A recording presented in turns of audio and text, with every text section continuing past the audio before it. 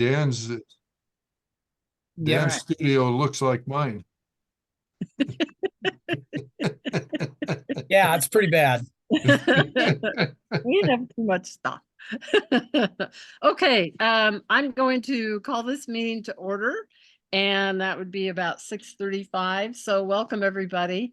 And I'm Kathy Gleason, Turnagain Community Council President this year. So we are going to have a quick approval of the agenda vote. And if I can get somebody to move that motion, we'll do that. I move to approve the agenda. Okay. Does anybody have any, well, and I need a second. I'll second. Okay, thank you, Karen. Does anybody have any comments about amending the agenda? I've got a couple items. Changing the order of the day to allow Dave Donnelly to go first. Okay. And I also have to just add under executive board report, and I'm sure it'll be covered under airport report as well, that we just received today an announcement with regard to the environmental assessment for the FedEx expansion project. So with those amendments, is there any objection to the agenda as amended? If not, we'll say that agenda is approved. So thank you. So Dave, you have the floor, and thank you again for attending. Hi, can you hear me okay? Yes. Oh, great. All right. Thank you very much. I really appreciate this. Obviously, the biggest single issue before the school district and the school board right now is the budget. We're in the cycle of preparing the budget for next school year. And projections are we're $95 to $98 million short of a status quo budget for next year. That would just be maintaining the existing class size, which went up by 1 student per classroom last year, which was the first time the board had increased class sizes for K through 3 in the 7 years I've been on the board. I voted against it, but so it's a tremendous challenge that will be softened somewhat by another unfortunate challenge, and that's we have hundreds of unfilled positions right now with the school district, and those unfilled positions accumulate unused funds. And it's projected that there'll be about $71 million at the end of this school year left over mostly from those unfilled positions to go towards the $95 to $98 million gap. The board has informally expressed its support for utilizing those carry rollover funds to reduce it down to about a 5% savings account, which is the minimum that the state allows the school district to maintain. So if that is in fact the final vote of the board, that'll reduce the gap to less than $30 million, which is still a massive amount of money. To fill that $30 million in the pro forma, the projected budget, the school board voted to increase class sizes, and I know this sounds ridiculous, by 8 students per classroom in the upper classes and by 3 to 4 in the lower classes. That's just a catastrophic increase in class sizes. My 16-year-olds are sophomores this year. They've got 30 kids in their classes. That would result, I don't know where they'd put all the desks in their classrooms. It'd be 38 to 40 students per classroom. But that is what it took to balance the budget projectively. That hasn't been adopted by a final vote yet, but that's in the pro forma budget. So there's going to be a extensive amount of budget voting. Obviously this year it's going to be different than past years where very typically I'm one of the few members that bring budget amendments to reduce spending.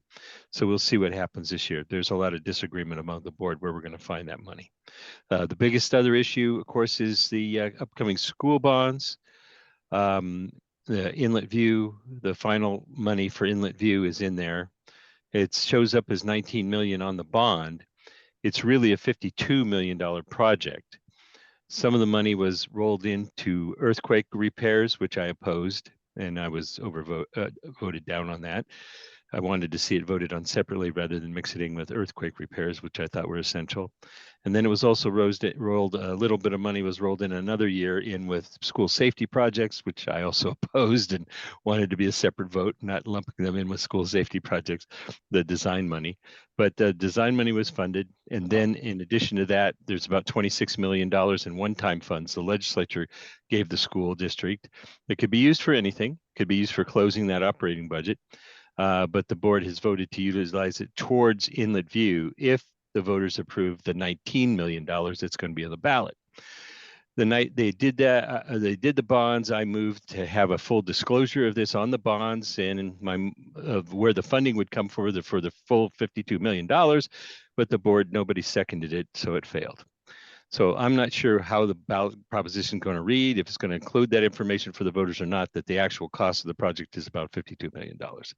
There's some really important school safety projects on the bond, which I support, putting me in a dilemma as usual, and some other essential repairs to boilers and roofs and the things that we traditionally see on our school bonds that are need to get done. When you've got almost 90 schools, there's always a roof or 2 or 3 or 4 that needs to be replaced. Even if the roofs last 30 years, the cycle goes through, right? So those are the biggest 2 things. One procedural thing real quick, the board has decided it will no longer record motions that fail without a second. And as one of the members that makes a lot of motions that fail without a second, you're not going to be able to see my motions in the minutes anymore. They're not going to record that. By the way, I checked the Fairbanks, the Ketchikan, the Matsu, the Kenai, the Sitka, and I mentioned Fairbanks. School boards all record minutes, all put motions that fail without a second in their minutes. The national standard for Robert's Rules of Order, which we follow, specifically states in section 6.6 that motions that are unseconded should be recorded in the minutes. But our board has decided to follow other advice, and they're not going to do it anymore. So anybody have any questions, be happy to answer. Hey, yeah, Dave, Jonathan, go ahead. I was going to say, I've never heard. Sorry. Go Go ahead, Lauren, and then Jonathan. Okay, Dave, I would just say I've never heard of a motion like that. And if the intent is to quiet you, that's bad government, and I wouldn't stand for it. The others, I just learned about an hour ago from a friend that I think a boiler went out at Clatt Elementary. You may be aware of that, but I'm sure Yes. That's an older school, and I'm sure there's going to be needs for repairs, and that's just one of many. This cold spell is probably taxing all of our schools right to the limit. Yeah. Absolutely true. And, the list that the administration proposed for school closures last year, it was sort of over a year now. You might remember 6 schools. One of the criteria for that was aging boilers, aging roofs. That was one of the ways they were projecting to save as much money as possible from school closures. And everybody should be aware that there's another round of school closures going to be proposed. The administration is working now on a list of 10 schools that they're going to recommend that be closed in the near future. So we don't know what that list will include. That process is just beginning, but they're going to try to come up with a list of 10 schools to propose to close in the near few years. Even if you close 10 Anchorage schools, we'd still only be up to 90% occupancy of the remaining schools. Right now, we're around 70% of our occupancy. And that's using the district standards, which the district changed and no longer uses the state standards. They use a more critical standard to determine occupancy, maximum occupancy. So. Okay, Jonathan, go ahead. Okay, hello, Dave. Hi, Jonathan. I've got 4 questions for you. The first 3 are one group, and then the last 3. I'm going to start with the last group, which is question regarding Inlet View and the cost, the actual cost based on logic for rebuilding this school, the number of students, which as I understand it, you can tell me, but there's about 245 to 55 kids in this one school. Is that it? Is that the amount of it? Yeah, it's right. It's a little bit more than that, I think, but it's about it. Now, most of there's a large percentage of those don't live in that district. They come from the district has given them zone exemptions, and they come from other areas of town. No, I get that, Dave, but Yeah. my point is the total number of students relative to at the really conservative estimate to do what we have to do to replace this school, repair it, whatever is going to happen. And the voters, I believe, have already stated in several referendums, I could be wrong, that the cost has been exceedingly high relative to the value. I'm not going to get into, that a good school has less kids and so forth and so on.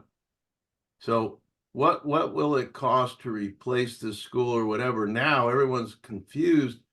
Are we going to replace it? Or are we going to repair it? What are we going to do for 250 kids and the cost of this school?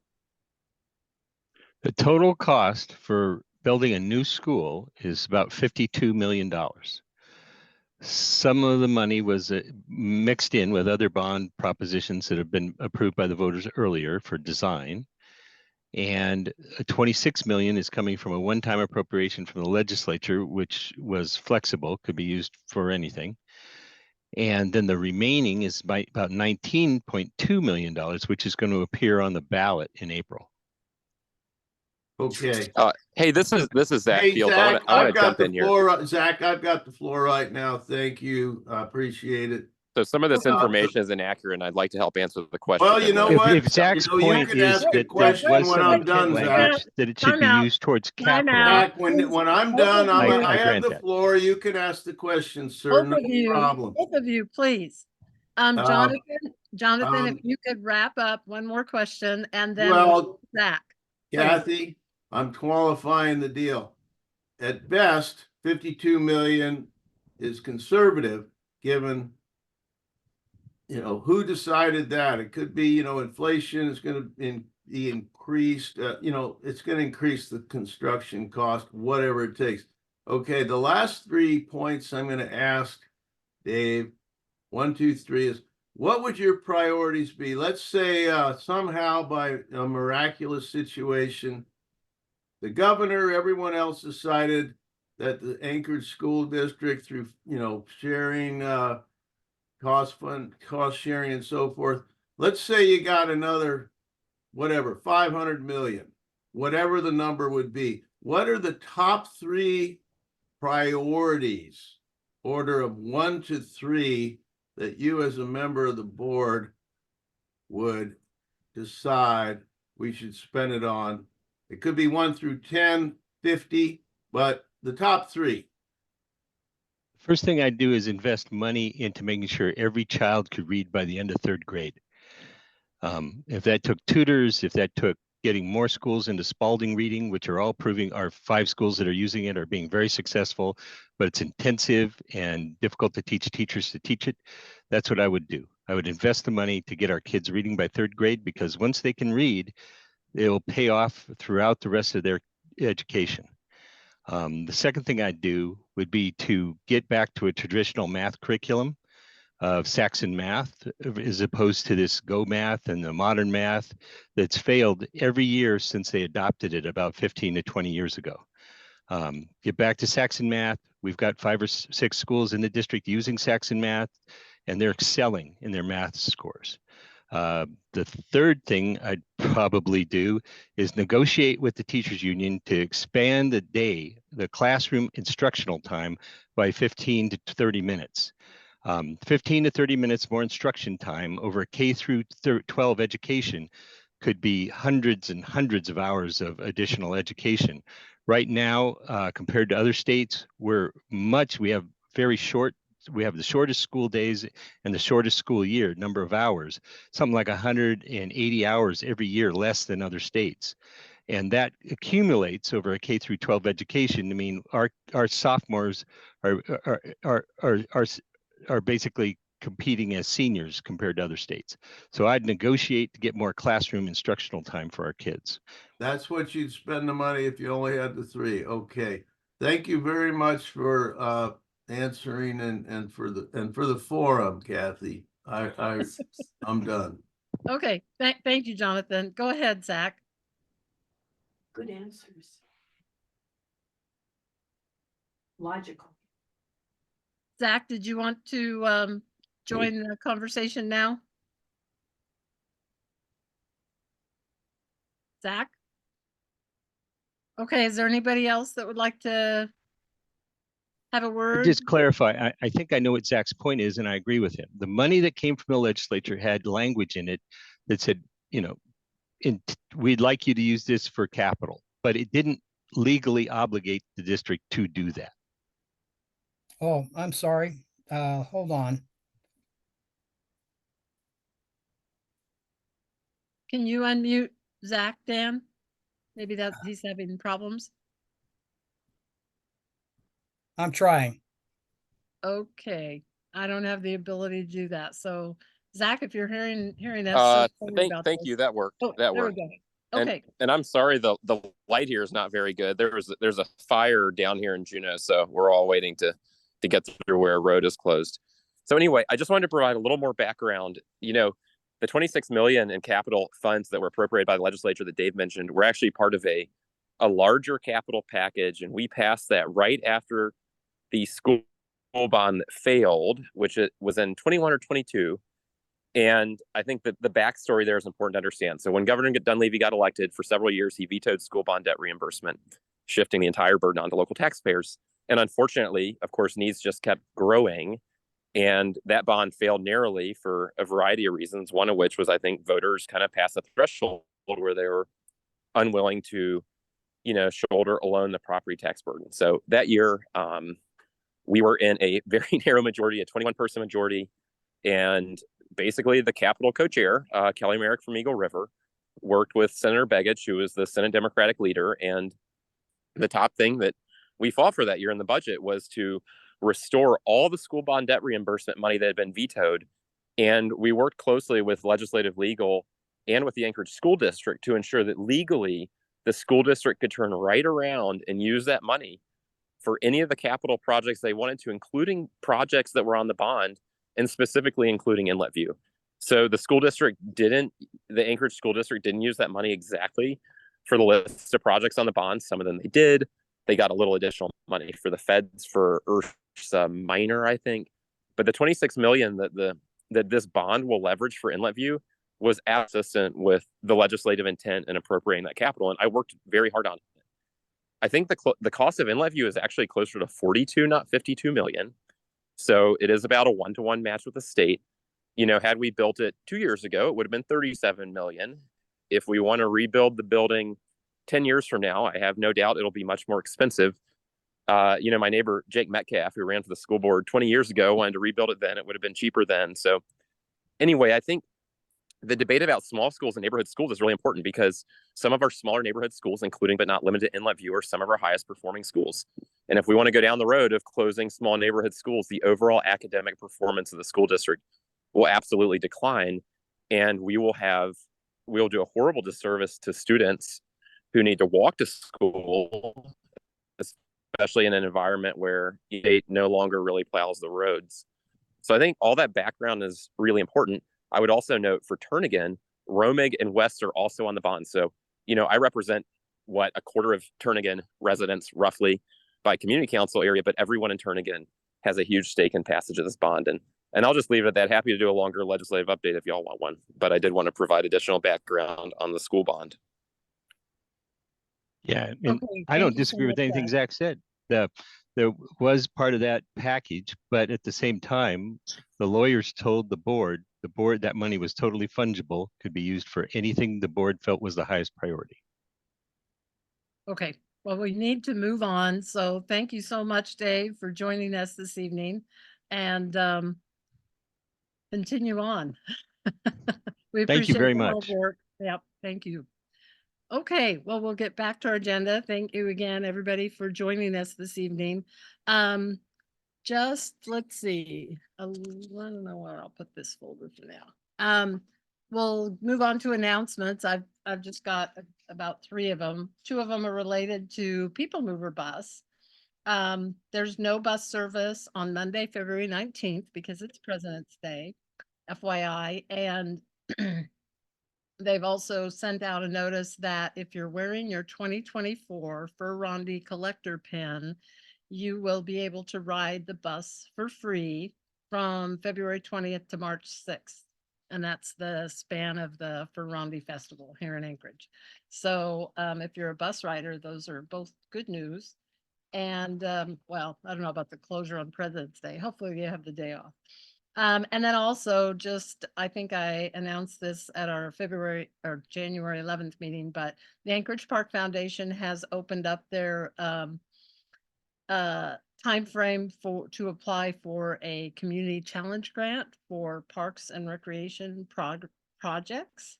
And so if you're interested in that, I can provide more information. The deadline is for submit an application is March 20th.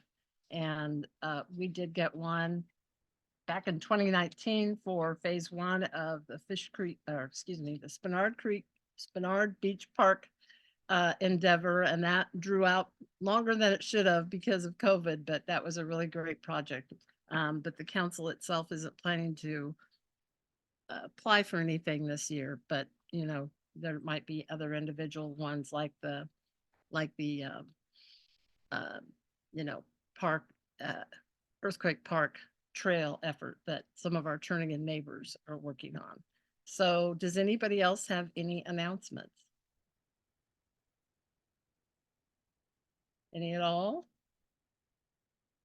Okay, we'll move on to what's new in Turnagain. So we'll take 5 minutes to just open the floor up to see if anybody's got some tidbits about what's new going on in our neighborhood. Anybody want to share anything? I've got a question in general for you guys that have joined us this evening. How's snow plowing been on your neighborhood streets in the last, you know, few days? Everybody doing okay, or is it pretty rough out there? Anybody want to join in? Nathaniel Court, just a little stretch was plowed. I think today, it might have been plowed yesterday, but anyway, it's fine. I mean, it's getting narrow, you know, as the snow piles up, it's the street's getting narrower and narrower, but we can get in and out just fine. Good. Same here where I live over by Lake Hood Elementary. You know, hate to sound this way, but it's Alaska and it's lots of snow, and it seems like most people figure it out. I think everybody's been stuck at least once, but they, you know, myself included, sort of when we get done muttering, it seems like it moves ahead. So Okay, Steve, what's your snow plow situation? Well, it's excellent. For a couple of years, and especially this early winter, our road has just gotten wider and wider. Narrower and narrower, and easy to get stuck. And this has been going on for quite a while. But I always thought that they trade this off. You can be first, street can be first one time, and the next one will be last. But finally, we've got wide enough that goes almost to the curb. So we've been pretty happy about that. Okay, great. Well, since we're still meeting via Zoom, it's not really a factor for our meeting attendance, but at some point, you know, it's gotten too cushy to not have to go out into this weather. And so I don't know what our long-term, the board will have to continue discussion about meeting in person versus Zoom versus hybrid. So, okay, we'll move on to executive board report. And there's, you know, multiple things that just go on between meetings that I'm going to provide information on. So we did have our board meeting on Monday, and so we haven't set a new one. before our March meeting. So if anybody is interested in finding out when we meet, because sometimes it's kind of last minute pulling it together, but just let me know. We'll make sure, anybody is welcome to participate or attend, I should say, but the board's, gonna have to do most of the dialogue because we've got a lot to cover in at our board meetings. As everybody is probably well aware, we still have vacancies for the treasurer position and the secretary position. And Carolyn, I don't think you were at our January 11th meeting, but I certainly thanked you for doing a great job as treasurer last year. And so we still need to fill those slots, and we can have a special election to do that if anybody's interested in running for either one of those positions. Our January 11th Zoom meeting is posted online, and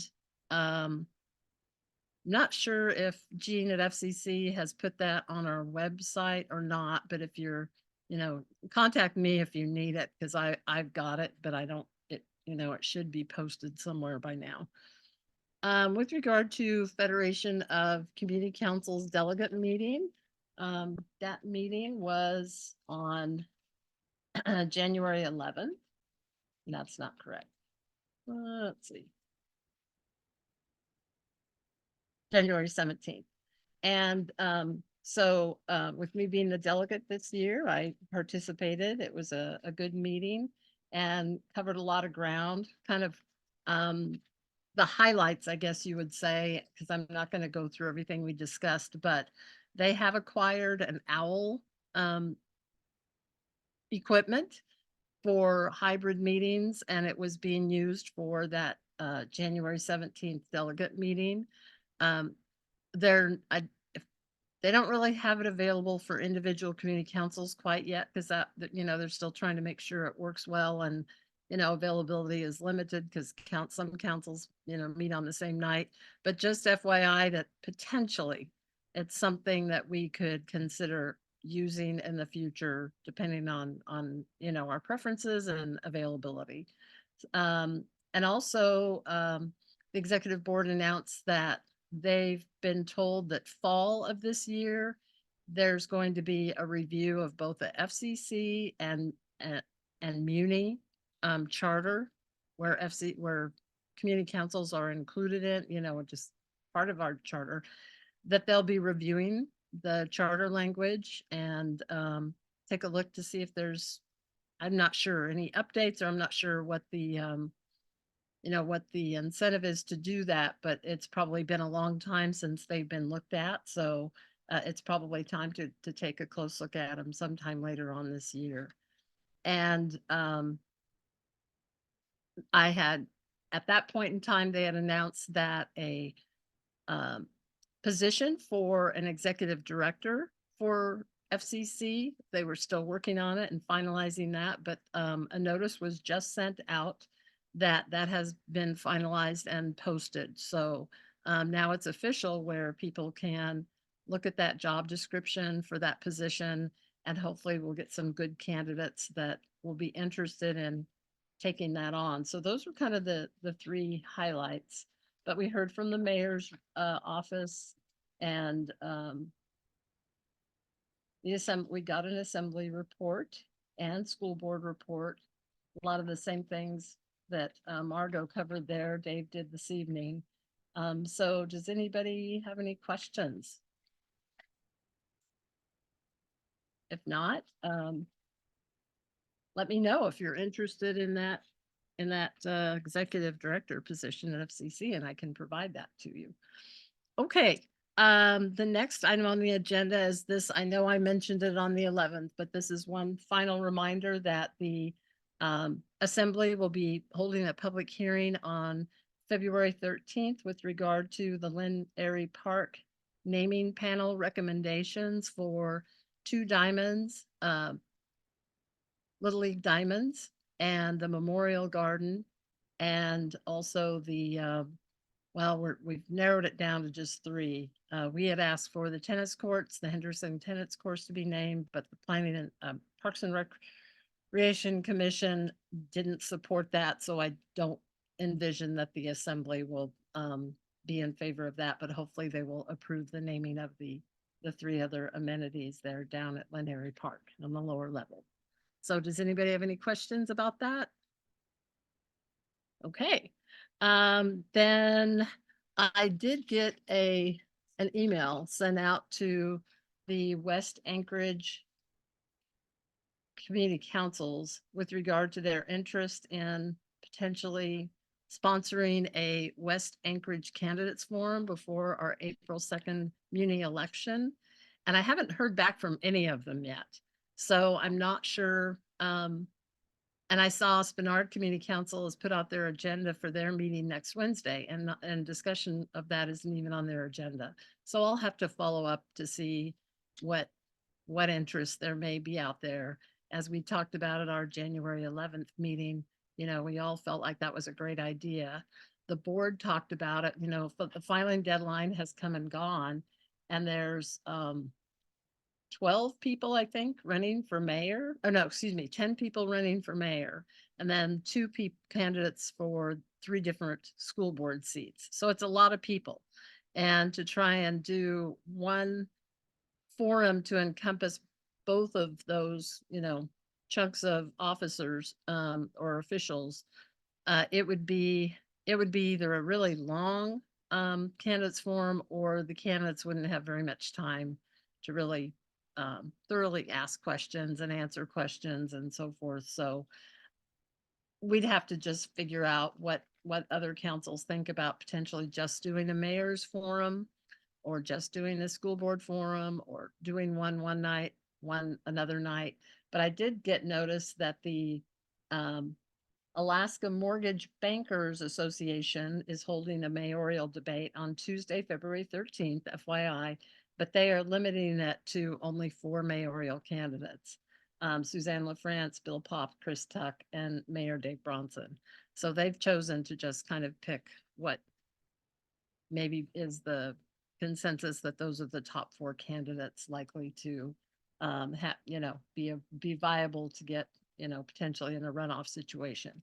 But so if we don't end up sponsoring anything, and or even if we do, this one's coming up for people to hear from those 4 candidates running for mayor.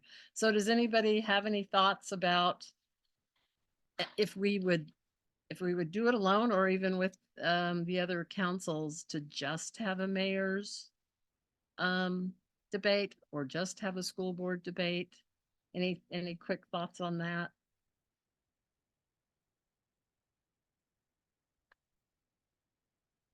No thoughts? Okay. Kathy, Yeah, John. I would think it'd be best if we could do it with some other community councils. I think that would be the best bang for our buck, you know, because otherwise I'm assuming we either have to take one of our meetings or schedule a separate meeting. But if you had the ability to perhaps reach out to Spenard and North Star and some others and see if they're interested in doing so, that would be my recommendation. Yeah, that certainly would be my preference as well, because we've done it in the past and have had really good success and turnout for those. Okay, well, we'll just wait and see. I haven't heard from them yet, but I'll check back. And Kathy, just a point of clarification. Had we been talking about a debate or more of a forum with maybe some questions from the public or set questions? Yes, and that's probably a good distinction. Is it's more of a forum where we ask questions, the audience asks questions, and then we get answers. It's if one person, I think the last one we did, if one person specifically referenced another candidate, then we gave them a little bit of rebuttal time. But for the most part, it was just, the public and the candidate interfacing. So thanks, Karen, for that clarification. Okay, well, let's see, moving on.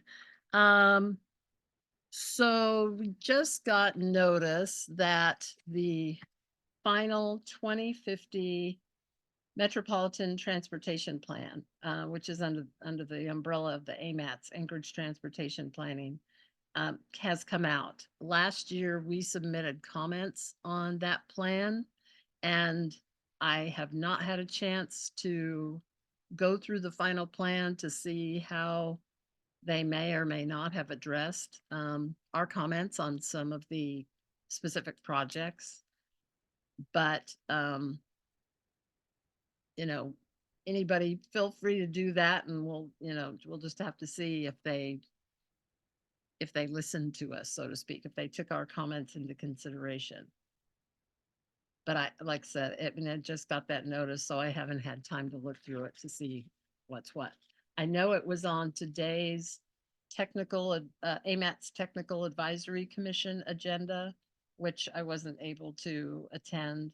They met this afternoon and it was on their agenda under action items. So I'm not sure what action they would take, probably to endorse it or give their approval for it. Okay, anybody have comments or questions about that? All right, we'll move on under executive board report. I do have an update on the Minnesota Drive median / wall barrier fencing structure that was put in late last fall, early winter. And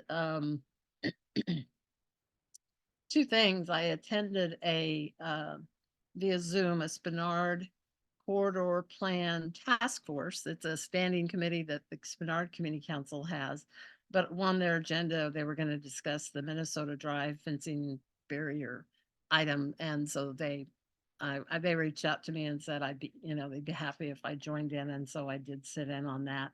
And we kind of, because DOT did respond. We wrote, we passed a resolution, Spenard Community Council passed a resolution saying we don't like this structure. We'd like to see it replaced. What can be done? And we did get a response from DOT, and that was included in the meeting email notice that was sent out earlier today. But it's not the kind of response that was very comforting, shall we say. They felt like this was a good project and don't really have any means to go back in and do anything. And they gave the background of why they came up with that design and so forth. So the Spenard committee we talked about brainstorming and, what else could we do right now, and had the idea of potentially at least doing some kind of mural artwork on the fencing so it wouldn't look so like the Berlin Wall kind of look. And so and I thought of maybe just even cutting small shapes and things within the fencing so it wouldn't be so opaque. It would be a little bit more transparent and visual. But when I give Anna's assembly report, because she's not going to be able to attend to give it, she does have an update with regard to interacting with me. So I'll leave this here, and then on this topic again under assembly report. But that's kind of where we're at. We did get the DOT response to our resolution. And then the last thing I've got on under executive board report is as we receive every year in January, that year's, and so this year's 2024 municipal traffic calming qualified and cold list. And so they go through the list of projects that community councils and others have identified where it needs traffic calming, and they only get so much funding, per year for the whole city. So there's a lot of wants and requests, but they can't possibly fulfill them all. So they go through and prioritize and put criteria up against them. And they did come out with a list, and that list was also submitted or sent out with the meeting notice today. Right now we have, let's see, I think we have surprised how many projects that we had. 1, 2, 3, 4, 5, 6, 7, 8, 9. I think we have about 18 projects, but none of them were chosen for the qualified list. So there won't be any traffic calming improvements done within the Turnagain Community Council boundaries this year. Just like last year, we didn't get anything. But there's pages and pages of requests from council. So like I said, we only have so much funding and can only do so much. So we won't get any traffic calming projects this year. Okay, so now we'll move into our regular reports. And like I said, Representative Anna Brawley, or Assembly Person Anna Brawley is not able to be here. She's traveling, but she asked to bring up a few things. So she wanted to make sure that we have an update on the bonds and propositions that are going to be on the April 2nd ballot. The Assembly did approve those. And so a list of those were sent out with the email and I mean the meeting notice email. And she also wanted to make sure that we're aware of everybody's aware that Sunday, March 3rd is the last day to register to vote in the April 2nd election. So that's pretty important.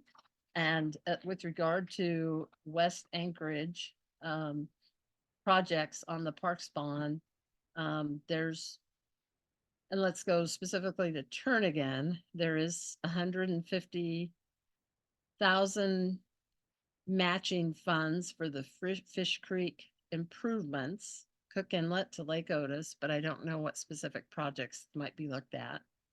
$5 million to go to the West Anchorage snow disposal site, which is over in Connors Bog. And we spent quite a bit of time, a handful of years ago following that project and submitting a lot of comments. And then I guess nothing's really been going on, but they do have it on this April's ballot. There is $50,000 local match for the Fish Creek Trail connection project. And let's see. And some of this is some area-wide stuff. So those were the major ones. And then she's got in her list, there's $600,000 for Forest Park surface rehab that will now start in 2025, but Marnie's going to give us more of an update on that later on the agenda. And the last thing that she kind of wanted to emphasize as part of the report to us is that you probably have all heard about the warming shelters that the mayor has now put in place in terms of 3 locations. Since it's been so cold out, they've expanded services in three locations. And they are asking for donations of things like clothing and socks and blankets and all of that kind of stuff to try and help people out during this really cold period that we're having. So those are kind of the key things she wanted to make sure that we were aware of from the information that she provided us. So does anybody have any questions that maybe I can try and answer based on the emails and information that she's provided us? Any questions? Okay, and just the 3 warming shelters are the Aviator Hotel, the Golden Lion, and the Cold Weather Shelter. They're on 56th, where the old municipal building, solid waste services building was.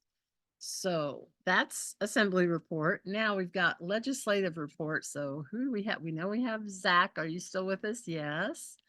And I don't. Yes, Kathy. Yeah, I don't see any of that. So Zach, please jump in. Sure. And again, I apologize for the video quality. Still stuck here waiting for a fire to clear. I think the first thing I wanted to mention following discussion of school issues is just to give a sense of the relationship between state funding and the Anchorage School District deficit. So last year, we passed one-time funding at $680 per student. The governor vetoed half of that. We made an attempt to override the veto. A majority of legislators voted to override, but it did not meet the very high 3/4 threshold necessary to override the veto. if we were able to pass a BSA increase of $680 per student, which is what passed the Senate last year, that would allow the Anchorage School District to avoid all of the terrible cuts that it is considering right now. And those cuts are truly existential, eliminating Ignite, eliminating staffing for immersion, significantly adding students per class for the upper grades. The cuts are so deep that the school district would no longer be able to replace Chromebooks that are broken, so kids wouldn't even be able to access learning materials or assessment processes in schools. The school district would delay purchase of curriculum, so the schools would be unable to deliver curriculum. Classrooms would have so many kids they literally wouldn't be able to fit, and we would be eviscerating some of the most important programs in the district. I think when you look at the number of kids per classroom today, there is zero question that we are failing to meet our constitutional responsibility to fund public education. And for those who are interested in the case law on this, the Moore decision, which is the most recent one about operations funding, is the one to refer to. And basically what the Supreme Court said is the mere inability to keep pace with inflation does not on its own constitute unconstitutional lack of education funding. Failure to provide sufficient funding for services is the key test. So I would say if you are seeing with your kids or grandkids large class sizes, inability to deliver basic services, it's really important for legislators and our partners to understand that, because a group of parents and school districts is preparing to take the state to court to ensure constitutional funding of education. Because certainly we're working at the erratic nature of the governor. We have to be prepared that we pass an increase, he vetoes it, we may not be able to override it. We need litigation as a backstop. So successful litigation is absolutely contingent on real world conditions in the classroom. You all are probably aware the Senate passed a BSA funding bill late last year. House Finance members wrapped BSA into broadband funding. Early this year, the House Republican leadership then kind of turned that bill into a Christmas tree with a bunch of other proposals, bonuses, which are legally questionable and, listening to public testimony, not broadly supported by teachers, a provision that would take away local control of charter schools. So people who want to form a charter school could get approval from the state. The local school district would no longer have any oversight. That is bizarre, because we as local taxpayers would then be funding schools over which we had no control. That seems to spring out of this the family partnership charter, which was illegally purchasing religious curriculum.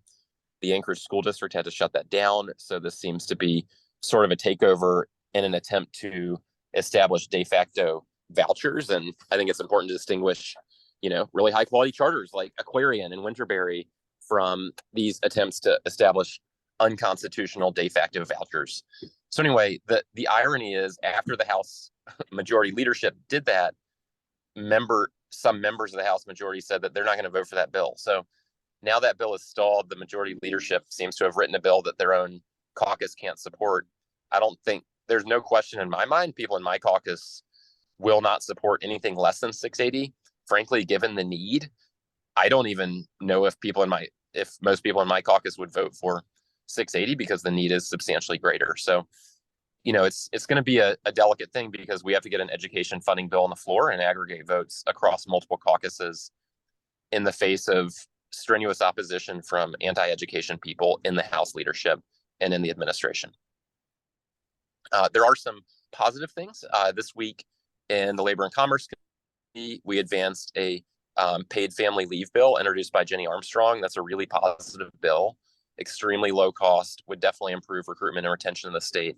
I'm sure you all saw that the state Senate advanced a really important pension reform bill to restore defined benefit pensions for public employees. I think it's important to note this is a hybrid pension bill and does not have any of the cost risks of a traditional defined benefit plan. And when I say hybrid, think of it as a group 401k with a reserve fund. So when employees retire, if employees retired during a stock market downturn, their benefits would flatline. but the state would not be at risk of that benefit fund becoming insolvent. So it is an innovative plan. I think a very fiscally conservative plan, and huge credit to the Senate bipartisan majority for getting over to the House. People in my caucus are very supportive of it, and I actually think if we can get that on the House floor, it'll pass. So it's going to be, again, a question of navigating past sort of anti-public employee House leadership to just get on the floor and let legislators vote on it. I guess I'll stop there. Happy to take any questions. Okay, anybody have questions for Zach? Mine- Lauren, yeah, yeah. go ahead. Mine is more of a comment than a question on the almost Zach's aside about the family partnership charter school. That may be what he was told by the administration, but that is not what happened at that school. I have grandchildren in that program. One of the best charter school programs in Alaska. And unfortunately, when the school district administration stepped in, they are messing up what was much better. So anyway, Zach, I'll just say, I can get you in touch with people who have more accurate information. Please don't spread what is inaccurate. Okay, Zach, do you have any response to that? Sure. I mean, there's widespread public reporting, including in Alaska public media, about the members of that school illegally purchasing religious material, trying to be corrected by the school district. And what I think my point is, when the school district shut that down, that was a significant motivation for members of the Dunleavy administration to try to take away that local control of charters. Okay. Okay, anybody else have anything for Zach for our legislative report? I did want to mention, I think Matt Clayman is under the weather, and I'm guessing that's why he's not on the call. It is Jenny and I's intention to try to circulate through and as frequently as possible have at least some of us available. So thanks for the opportunity to be with you tonight. Okay, thank you so much. And we appreciate all the work you're doing there down in Juneau. And hopefully this evening's situation is going to resolve itself with your personal situation. So thank you so much. Okay. Kathy, Brianna Yes, has her hand raised, one of Matt Clayman's. Oh, I'm sorry. Oh, Brianna. Okay. Sorry. Thank you so much, John, for pointing that out. I missed it. So yes, welcome. Thank you. I don't have the regular Senator Clayman longer report, but I did want to say hello. And this is, I think, my first meeting joining you all. So yeah, I'm Brianna Kokarek. I'm Senator Clayman's chief of staff. He is he's not available tonight, so I am here. I don't have that long of an update. My two big items Representative Fields touched on: Senate Bill 88, the defined benefits legislation did pass the Senate. We're excited about that. And the only other item I wanted to highlight tonight was our CAPSIS deadline, the Capital Project Submissions and Information System. The deadline is on February 23rd at 5 p.m. And I will be the contact person in our office for CAPSIS. So I'll put my email in the chat. And if you had any questions or priority pieces of projects you wanted to submit, feel free to contact me directly. Thank you. Okay, thank you, Brianna. With regard to CAPSIS, our number one capital improvement program project list is for addressing erosion out at Point Warren's off. The coastal trail is about ready to completely go off the deep end again. And, it certainly long-term threatens not only Point Warren's off drive, but then even, potentially the end of the north-south runway. So it's critical that that there some kind of project be put in place, get funding, working with the Corps, the municipality, the airport, community councils, to ensure that that's addressed sooner rather than later, before it's kind of almost too late. So I would guess that that, you know, is going to be, if we need to formally submit some kind of project, that would be the one that we would do so, since we've already identified it as our top priority. Is that something you feel like we should go ahead and do formally, is to ask for that project? Yeah, it has to go through a formal system with, Okay, yeah, specifics. So, I can send more information your way about that would be great. all of that. Yes, if there were any limits to how many projects we should, or a sweet spot of a number of projects to list for you, Brianna, that'd be great. Cool. Yeah. I think historically in the past, I haven't been involved with CAPSIS in the office in the past. It's my first year taking the lead, but I believe that, yeah, I don't believe that there's a limitation to how many projects to submit. So, but I can send more details after this meeting if I'm incorrect with that assessment. Okay, does anybody else have anything for Brianna? Jonathan, go ahead. Hi, Brianna. Thank you for attending. I'd like to revisit a comment or a discussion I had with Matt some meetings ago regarding this, what I consider and many people consider a very serious problem with the public road system, Department of Alaska, but the public road system in Fairbanks with these gigantic 90-foot gold earth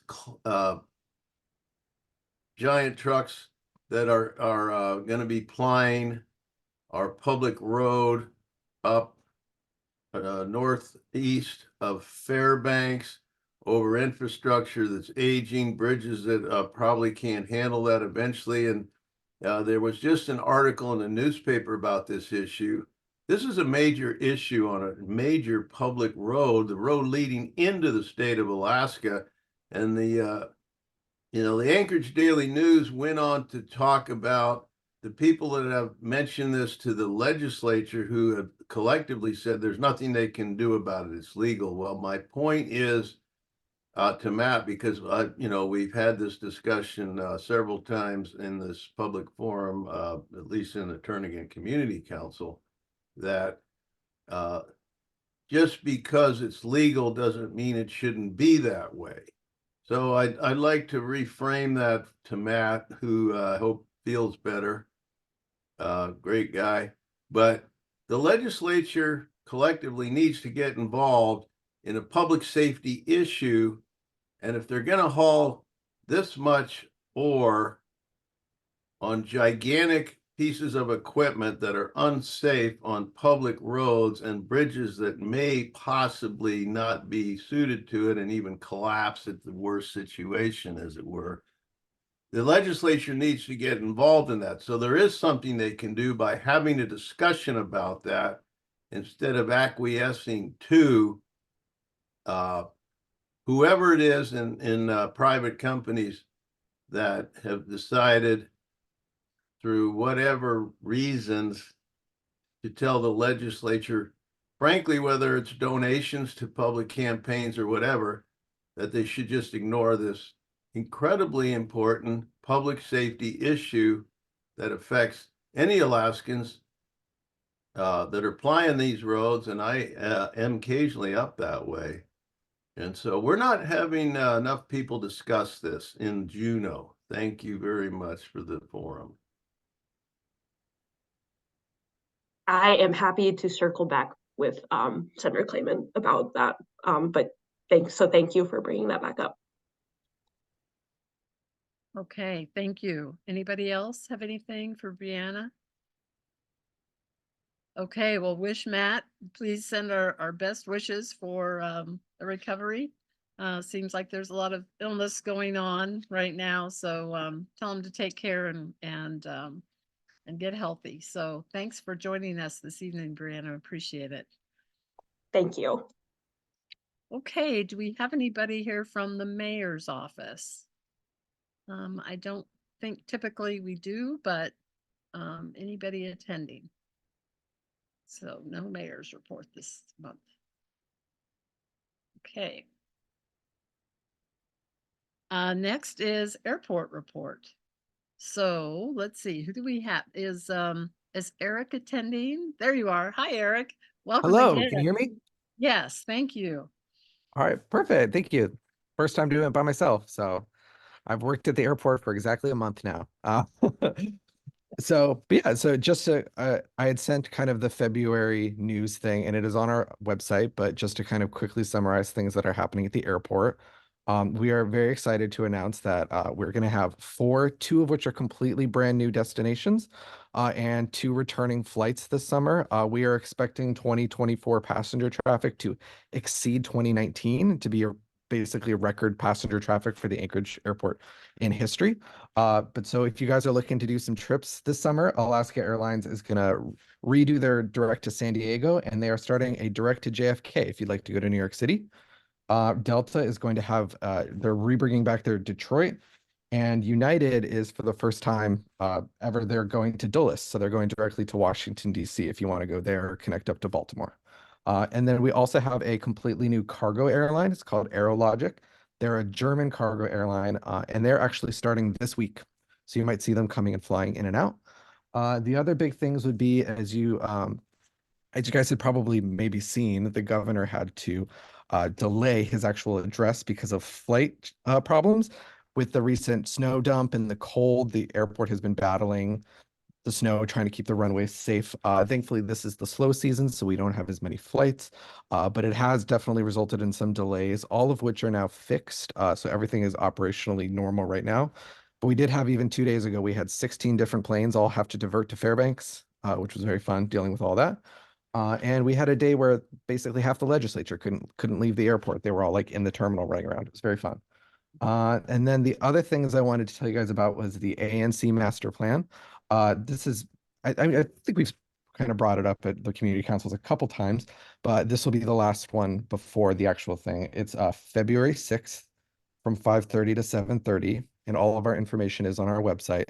And it will be at the Coast Inn at Lake Hood. It is open to the public, and it is just a public showing of our master plan. So, and I think this is the second to last one. So after this one, there will be another open house, and then the master plan will be finalized. And then I think the other things that I kind of noted was again, the relocation of the Anchorage Air Traffic Control Tower. So this one, the current air traffic control tower is going to be taken down, and they're going to be building a new one. This is going to be a multi-year project, so the tower is not going to go up tomorrow. But they are just starting with basically the environmental assessment of the area, and we're expecting that draft to come out sometime this month. It is the FAA doing it, not the Anchorage Airport, so we're just kind of running on their timeline. And then the other things would just be, there is a Department of Transportation job fair. It's going to be February 21st from 1 to 7 p.m. at the Lusac Library. And then the Anchorage Airport itself has its own job fair, and it's for jobs both with the airport, but also for any company that goes in and out of the airport, as well as anything in tourism and travel. We invite all of them in. And that will be at the North Terminal, March 23rd from 10 to 4. And parking will be free that day. So feel free to drop by. So if you know anybody looking for a job, or if you know any organizations that would like to come and have a booth, booths are also free. So yeah, that's everything. Okay, thank you, Eric. Does anybody have any questions for Eric with regard to anything coming up with the airport? Yeah, Jonathan, go ahead. Oh, let's see. Karen, why don't you go first, and then Jonathan. Sure, thank you.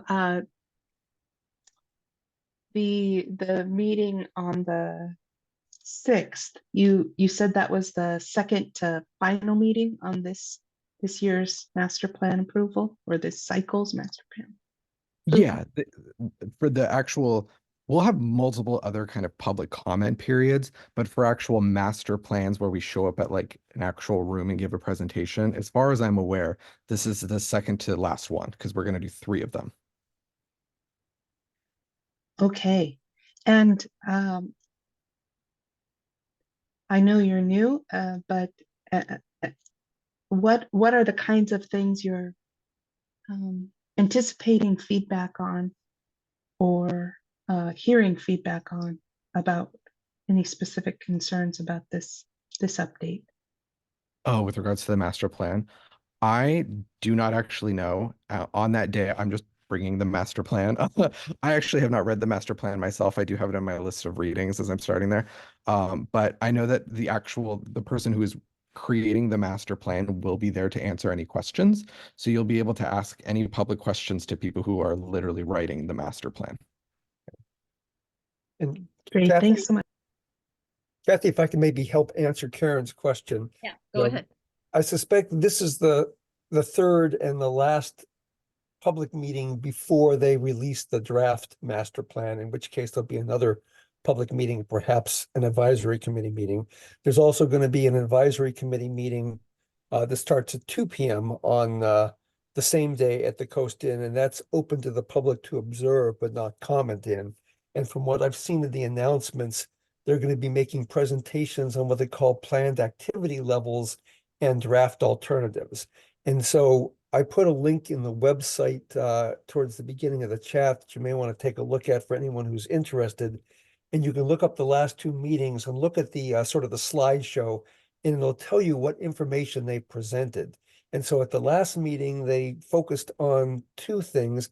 One, what was the high, medium, low forecast levels for passenger traffic, for cargo traffic, and general aviation traffic. And they also focused on some facility improvement needs. And I would suspect that they're going to probably be putting together some draft alternatives in terms of what facilities would be needed to meet those different traffic scenarios, high, medium, and low. And that's probably what they're going to roll out at this meeting. You know, one of the things that has been unclear is that when these things are rolled out at the meetings, we see them for the first time at the meetings. We can react and ask questions, but we haven't necessarily been quick enough on our feet to get back to the airport and ask further questions on what we see at those meetings. And, you know, I will probably suggest when we do the land use committee report that we might have a land use committee meeting to look at later in the month, to look at what came out of that master plan and other airport related issues, so we can perhaps get at the head of the curve and pose some questions to the people putting together the master plan. But I don't know if that helps, Karen. Yeah, thanks so much, John. That's great.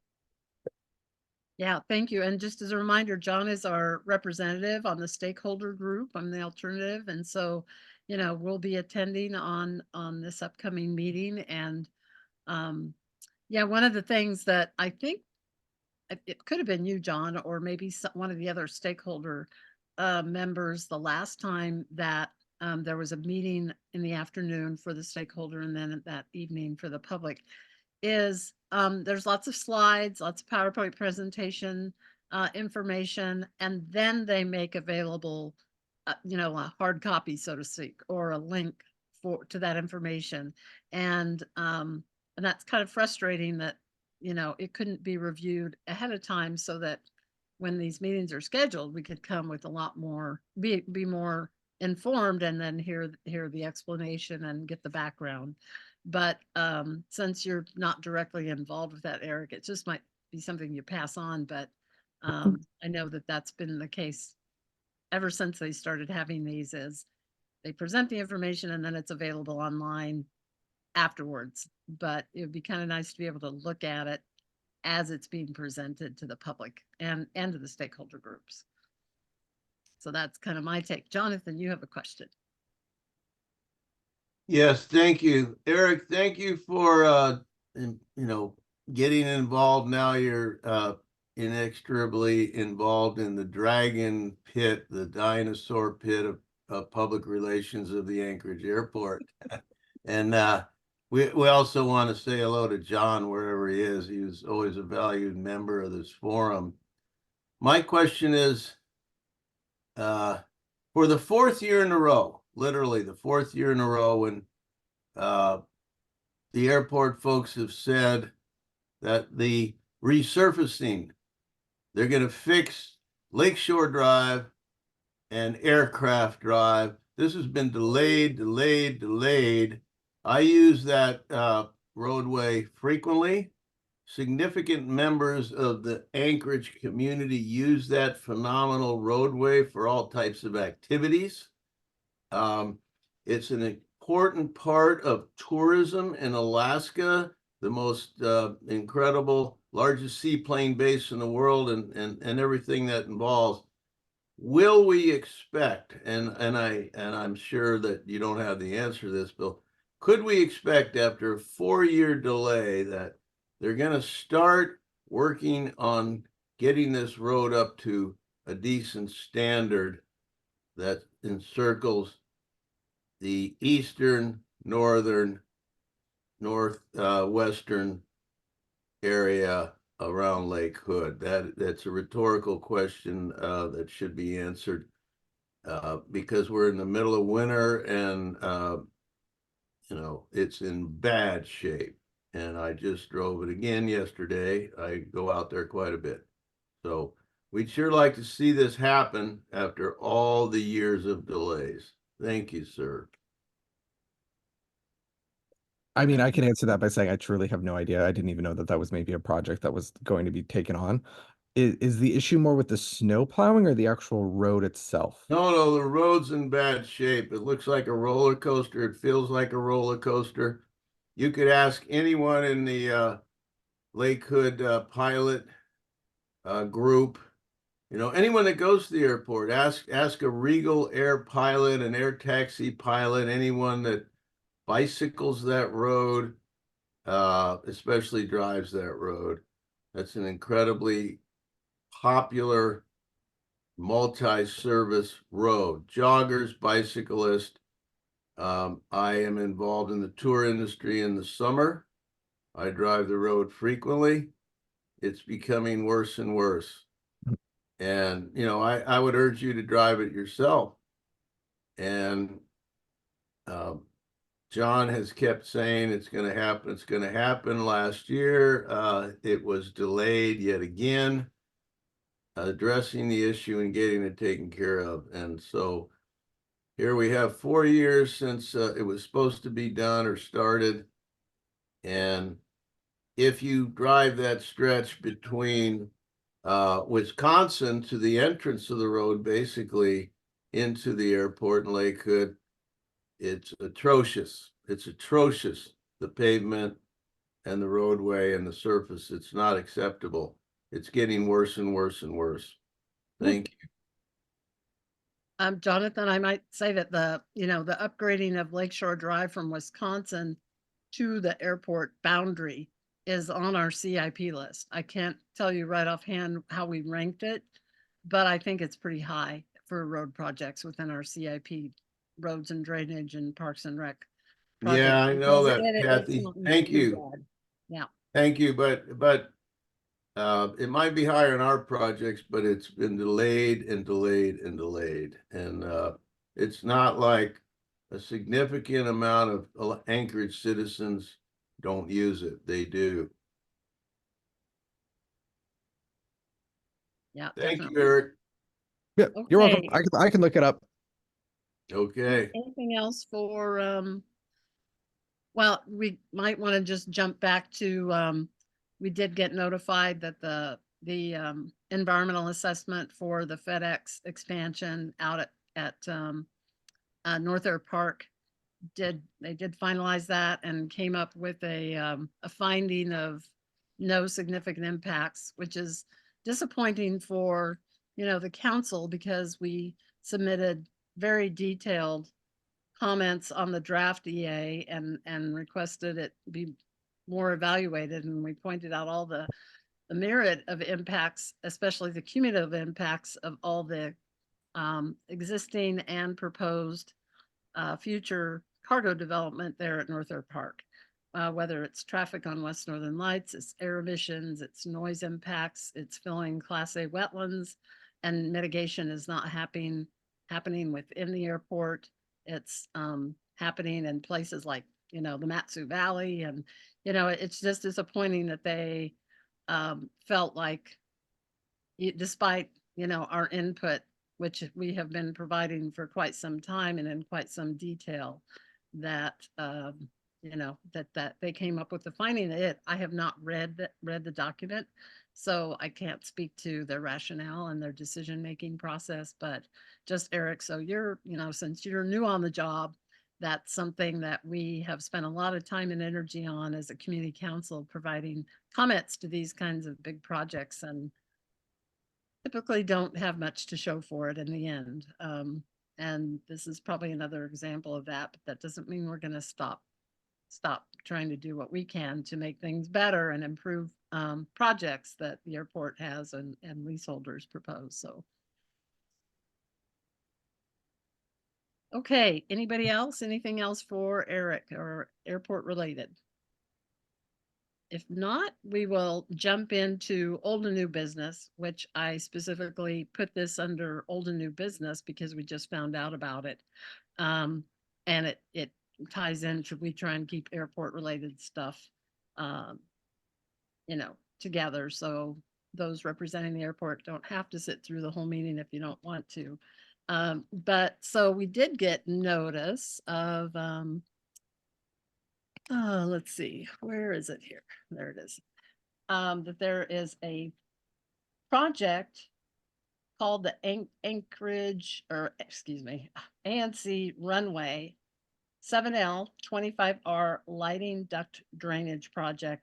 And the letter that I got wasn't from the airport anyway. It was from FAA, because they went through a process to see if there's any kind of national historic potential impacts. The National Historic Preservation Act requires that it go through a process like this to ensure that any federally funded project doesn't interfere with anything from a historical perspective.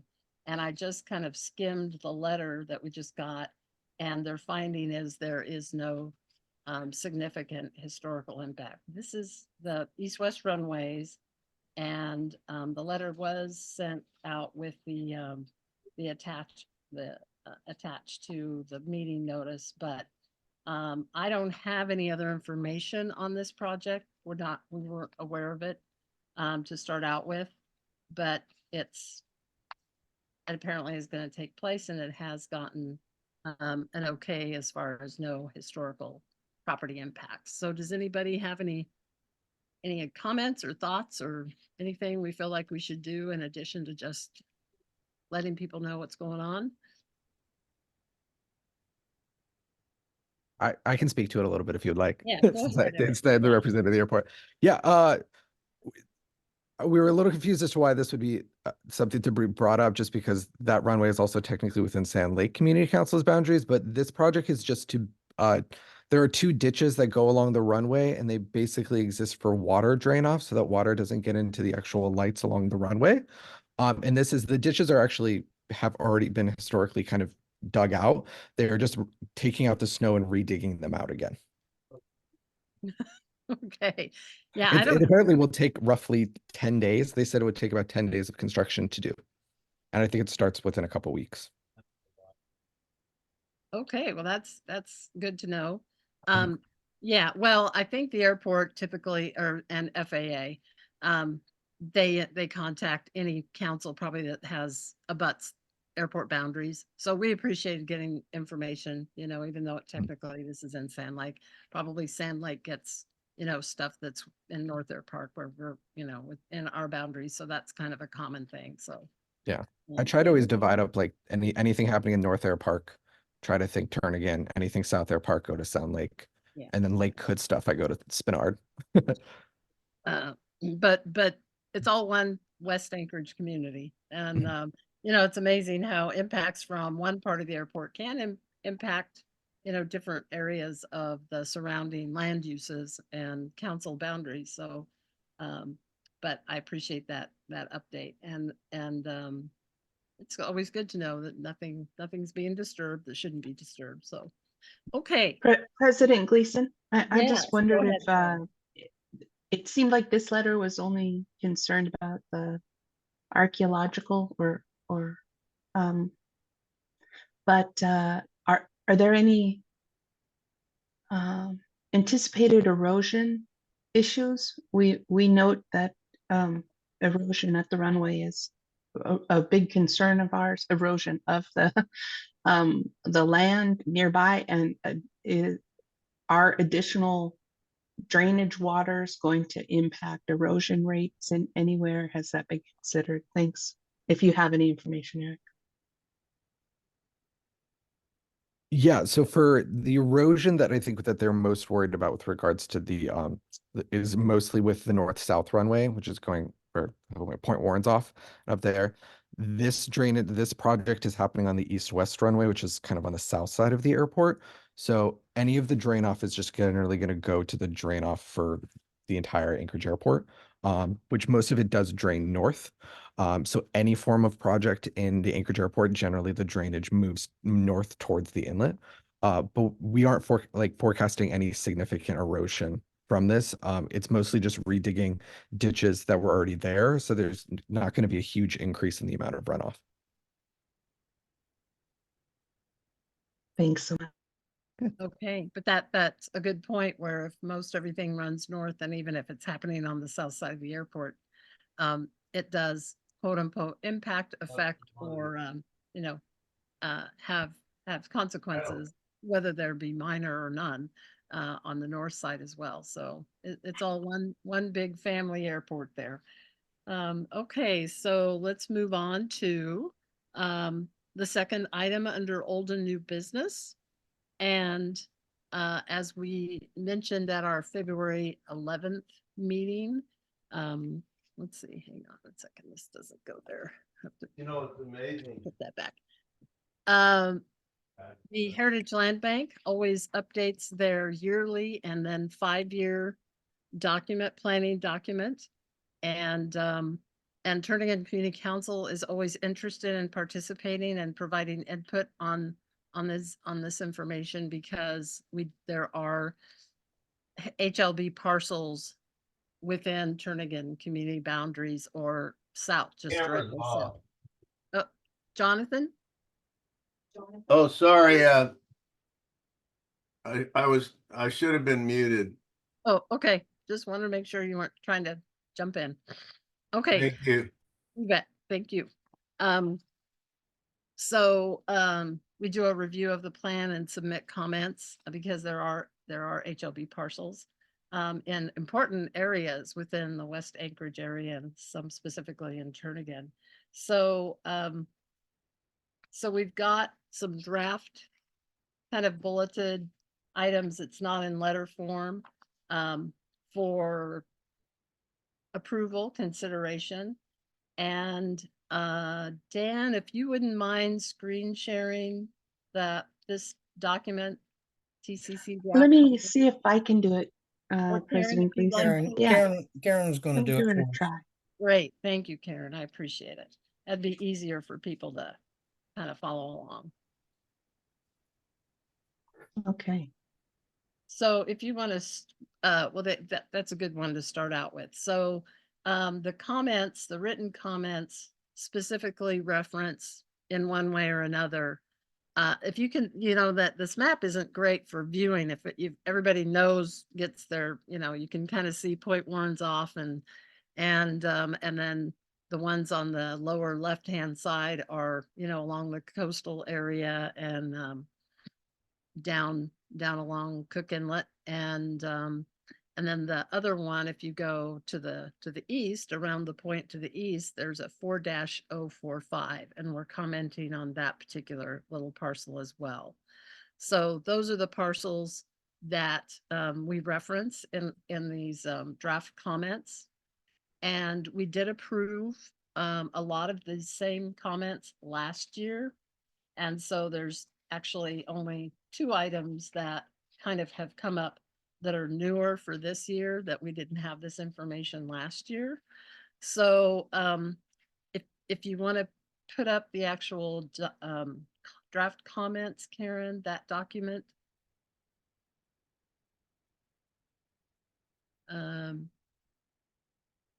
Yeah, that's another good map to show the parcels and how the ones that we're going to be talking about here in a bit. So if you want to just take a look at these ones that are south farther, they're actually not within our Turnigan boundaries, some of them, but they are relevant, and we tend to comment any of them that are in the west part of Anchorage and on the west side of the airport. So we're going to be talking about those parcels as well as the ones to the north. So if you want to get to the comments, if you can open up that document, share that document, Karen. So we can just- There was only one in the email. Was it on the Oh, well, Turnagain Community Council announcement? yeah, it should have gone out with, I mean, I didn't double check to make sure it did, but I asked Jean to include it on the click here items. But Yeah, I'll pull it up right now. okay, good. Yeah.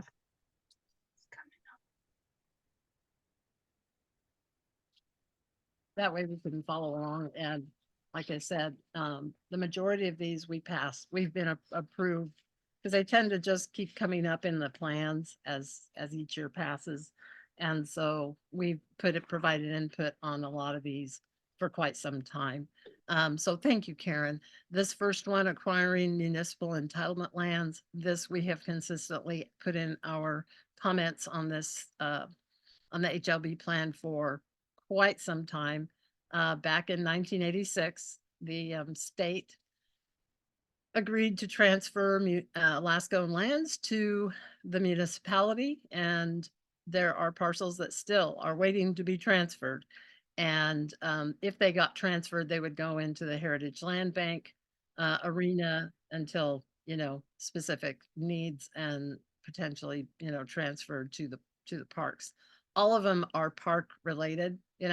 A lot of people don't realize that Little Campbell Lake is on airport property and is supposed to be in municipal property, land adjacent to Kincaid Park, to Long Lake Park, Connors Bog Park, and the area where Point Warren's Overlook and sections of the coastal trail are located, as well as the snow dump site down at the Clop snow dump site over by Connors Bog. So we consistently ask for this and want to just keep it on everybody's radar screen that they are supposed to be transferred to the municipality, even though they're being used by the public now as parkland and open space.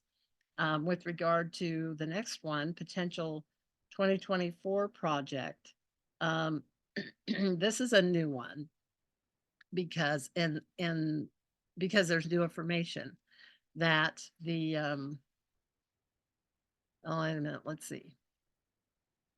Let me make sure I'm getting this right, that this is a new one. Yes, because it was announced that the Clitheroe Center is going to be shut down in mid-2024. And so the staff will be determining, what to do with that parcel. And that's the language out of the draft plan. They'll be looking at the state of the actual building, proposed next steps, etc. So on the multiple plans, so where the Clitheroe Center is located, it's designated in the 2040 2040 land use plan as community facility or institution. And then there's also adjacent land designated as park or natural area. And the 1983 Coastal Trail Route Study, which I happen to have a copy of, because that's shortly after we moved to Anchorage and the coastal trail was being discussed, and we followed that, and the community council followed that from day one and provided input. It actually designates, if you were driving out to Clitheroe Center, that road dead ends, Point Warren's off Drive. At the dead end of that road, the coastal trails route study shows that area as a potential link to the coastal trail with park amenities, benches, and restrooms, shelters, information signage. It's hard to imagine now that kind of structured parkland type development would probably be put out there, but feel like the potential for a park, a coastal trail link between the end of Point Warrenzoff Drive, where there's really no parking facilities. And if people want to start using the coastal trail out from that point, there's really no good way to do that. And this connecting trail would go up to the coastal trail. So anyway, the bottom line is that we'd like to request that, West Anchorage community councils can collaborate with HLB when they start considering future use of that area, since the Clitheroe Center is vacating it. There might be another community and institution use for that land that might be very appropriate. It's not like we would not want that, but we want it to be compatible if, on the parks and natural area part of it, that we could start advocating for a trail connection to the coastal trail from that spot. So that's the gist of this section of the comments.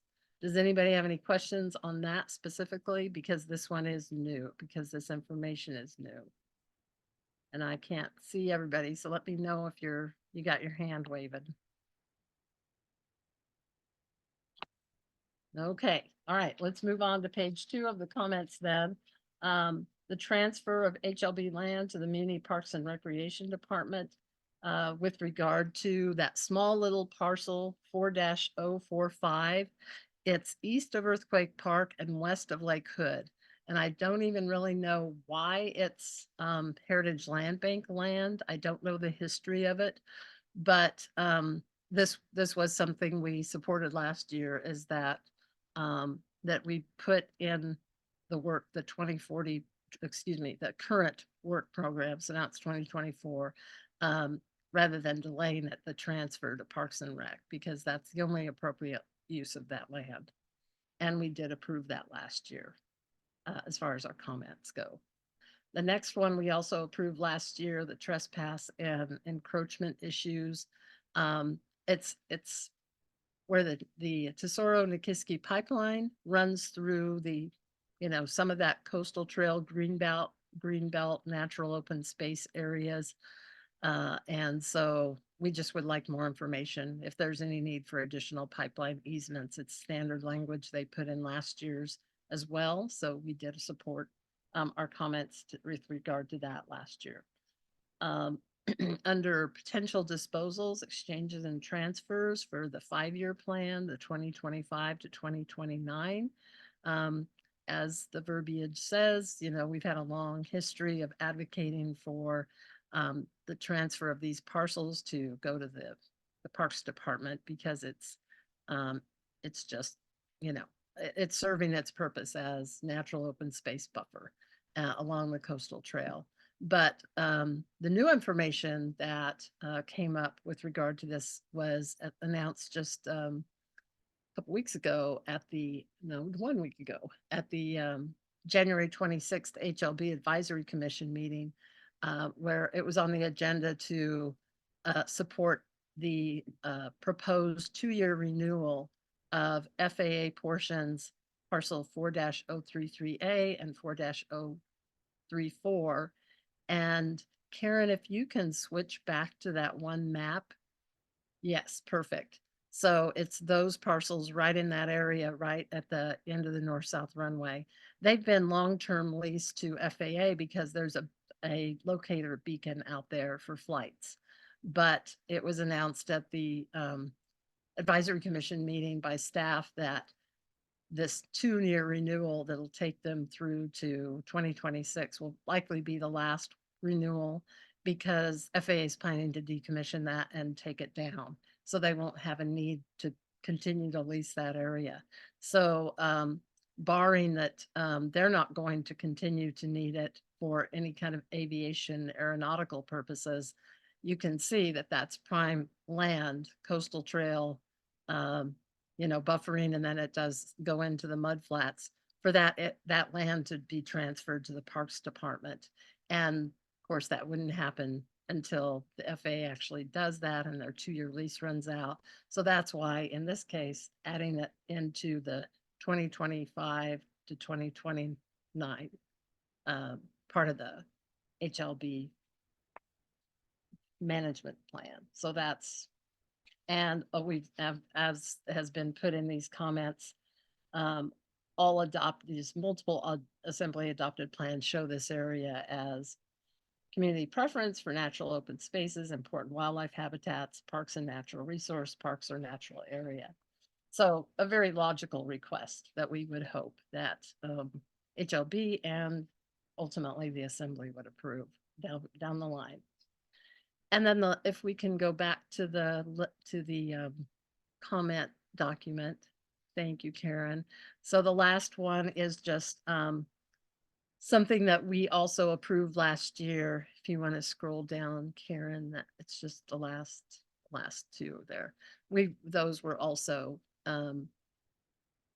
approved. The conservation easement, they had a lot more detail and a lot with regard to it. That was really good language. The last few years when HLB's kind of had people come and go and staffing has changed a little bit, they tried to edit this document way down. And just feel like last year when we reviewed everything, we felt like previous plan, like in 2020, had a much more detailed description of pointing out these are important public lands that need good conservation easement management, which I'm sure HLB is doing, but they cut the language really, edited it down to an extent that we would support it going back to a more detailed description.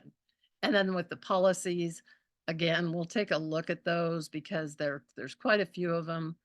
Over time, they've changed them, and we just want to make sure. I didn't have a chance to go into that level.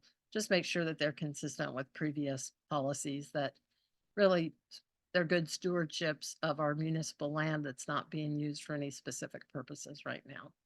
So that's in a nutshell. So does anybody have any thoughts, questions, comments?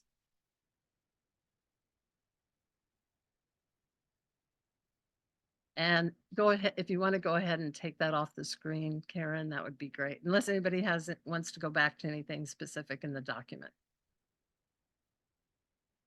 Anybody have anything? Okay. Why don't we entertain a motion, move to approve these Steve's got comments? his hand. Oh, Steve, go ahead. Yes. Yeah, with that road, that dead end road, there's quite a few buildings out there, and I think the detox center was up enough to hold about 30 people. So I wonder if that could be a part or is a part of this development for that connection to the coastal trail. Is there anything we know about that? Well, right now, that's the Clitheroe Center, that detox center. That's the facility that's been out there for many, many decades. And Turnagain Community Council, this is technically in Sand Lake Community Council boundaries. Our boundary actually is just north of that. But we're on record supporting the Clitheroe Center on all these plans that we've reviewed every year and provided comments on. We always say, and we support the leasing of HLB land parcel 4-0, whatever it is, to the Clitheroe Center. That's not ever been an issue for us at all. But that's just what they announced, is that they are going to stop their leasing of that facility, of that structure, and of that parcel. And so it won't be used by the Salvation Army anyway, for any kind of treatment facility. And so one of the things, that they've got the language in the plan for this year is once their lease is ended, they'll do a close review of that structure and see if I know it's been a handful of years ago, when there was a lot of discussion about expanding that facility, but it would need a lot of work to upgrade the existing facility because it's so old and it's been there for so long. And the price tag, I think, was just a little too steep for Salvation Army to even consider. And even though it was, the extra beds were definitely needed, I've not communicated with Salvation Army, just know what HLB announced at that meeting last week. And so for whatever reason, they're vacating it and ending their lease. And so there won't be any kind of use. There are no other structures out there. So if that is torn down or rehabilitated and they lease it out to some other community and institution facility, it's designated for that use on the land use plan map. but we would want to have it be a compatible for, the rest of that area that's designated for park natural area. And also, make sure that if we advocate for a connecting trail to the coastal trail from the dead end of Point Warrenzoff Drive, that it would be compatible with potential other leaseholders that HLB might consider. So does that explain it more?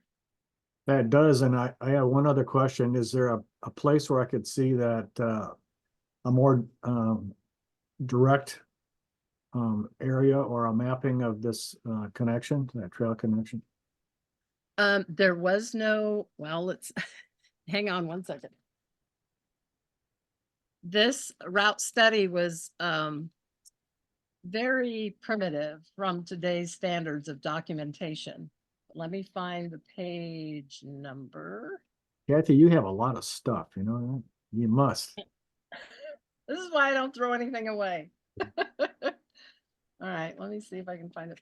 Every page, there's some pages that don't have page numbers, so it makes it kind of hard to find a page right off the bat. Let me see, where was I? But here we go. It's on, this is a big fat, big document. So let's see how well I do on this language right here is all they have. And then that dotted line, can you guys see that?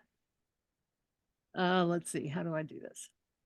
I don't know if you guys can read that or not, but that's literally a dotted line to show. And Port Warrenzoff Drive, I don't think had been developed yet, to be honest. So just do an imaginary line from that area, and there we go. Now maybe you can see it better. So the dark black horizontal type line, that's the proposed route of the coastal trail. And then this one going east, like the top of this is east. So then they've got a mark to have a connecting trail up to the coastal trail. And the language is I think maybe I quoted it in the documentation, but it just says, oh, and you guys are seeing it backwards. So it says potential coastal park with trail link to Point Warrenzoff Drive, parking facilities, shelters, restrooms, and information signing. And that's as detailed as it gets. 9:15. Thank you. Okay. But clearly way back then, they identified as that area as a good place to have a connecting trail up to, because otherwise, Point Warrenzoff on the airport land and Kincaid, that's a very long stretch of coastal trail where you don't have any kind of access to it. Whereas like you pull up and park and then get out and decide to ski for a little while to the north or south or take a walk or walk your dog. So now that Clitheroe Center facility is going to be removed, we just are asking in our comments that the West Anchorage Community Council, specifically Turnagain and Sand Lake, be able to collaborate when they start potentially looking at any other leasee for that area, that it would be compatible with putting the intent of a link trail there from way back in 1983. So anybody else have any questions on that or anything else in these comments that we'll turn into a letter form to submit to? So comments are due a week from tomorrow on the 9th to HLB, and then the advisory commission has their public hearing on Thursday, February 22nd. And then assuming the advisory commission approves the draft plan, then it would go to the assembly for final approval. That's the process that is followed every year. So Kathy, can I move approval of the comments? Yes, please, John. I move approval of the comments as written. Okay, can I have a second? Second. Oh, Dan Gleason. okay. Either Steve or Dan. Okay. Any discussion? Okay, it looks like we're ready to vote. So all in favor, if you want to please raise your electronic hand. And those who are on the phone, if we could hear from you verbally, if you're saying, if you support it, tell us, give us a yes. Okay, so we have 1, 2, 3, 4, 5, 6, 7, 8, 9, 10. 1, 2, 3, 4, 5, 6, 7, 8, 9, 10, 11. So it looks like we've got 11 yeses. Is that correct? And is there anybody opposed? So now everybody who voted yes, please lower your hand. And now, is there anybody opposed? Oh, I don't see any opposite. Anybody on the phone? Do you guys want to weigh in either way? Okay, I don't see any opposition, so that passes 11-0. Okay. Okay, thank you very much. Okay, that's that agenda item. And then the last item under old and new business, I'll turn the floor over to Marnie Isaacs. Actually, Kathy, Oh, me first. excuse me. I apologize. Nope, we've got John ahead of Marnie, so I apologize for that. Yep, the next agenda item is Turnigan community comments on the planning and zoning commission with regard to a proposed code change. And I'll let John take the lead on that. But I do have an announcement. I had just gotten a notice today in the mail that the assembly is having, they just got the notice today that they're having a special meeting tomorrow over at City Hall.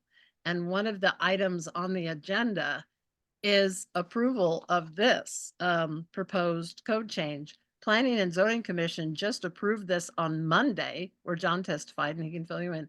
And the assembly now has a special meeting with this, not the only item, but this is on the agenda to approve tomorrow. So, John, you have the floor. Okay, thanks, Kathy. As you may sort of get by these comments, things are moving pretty quickly with the Planning Commission, the Assembly, and they have they really want to try to do things to make development of housing and infill and redevelopment a lot easier to help the city. And so this is part of that suite of activity. And so this was an ordinance, it was an assembly ordinance on removing the requirement for a 10% fee based on project value in the case where a project cannot meet all code requirements. And so this had the clear Planning and Zoning Commission, and it sounds like they're moving pretty quickly. This was something that was adopted in 2014. It's only been used twice. And developers, and particularly folks like Cook Inlet Housing and some other low-income housing folks, have seen this as a deterrent for redevelopment and infill of older properties. And this ordinance does not move the requirement to comply with the code. It just requires the penalty if you can't. I will note that these fees, when they were required, were to be spent on projects in the area of the affected community council.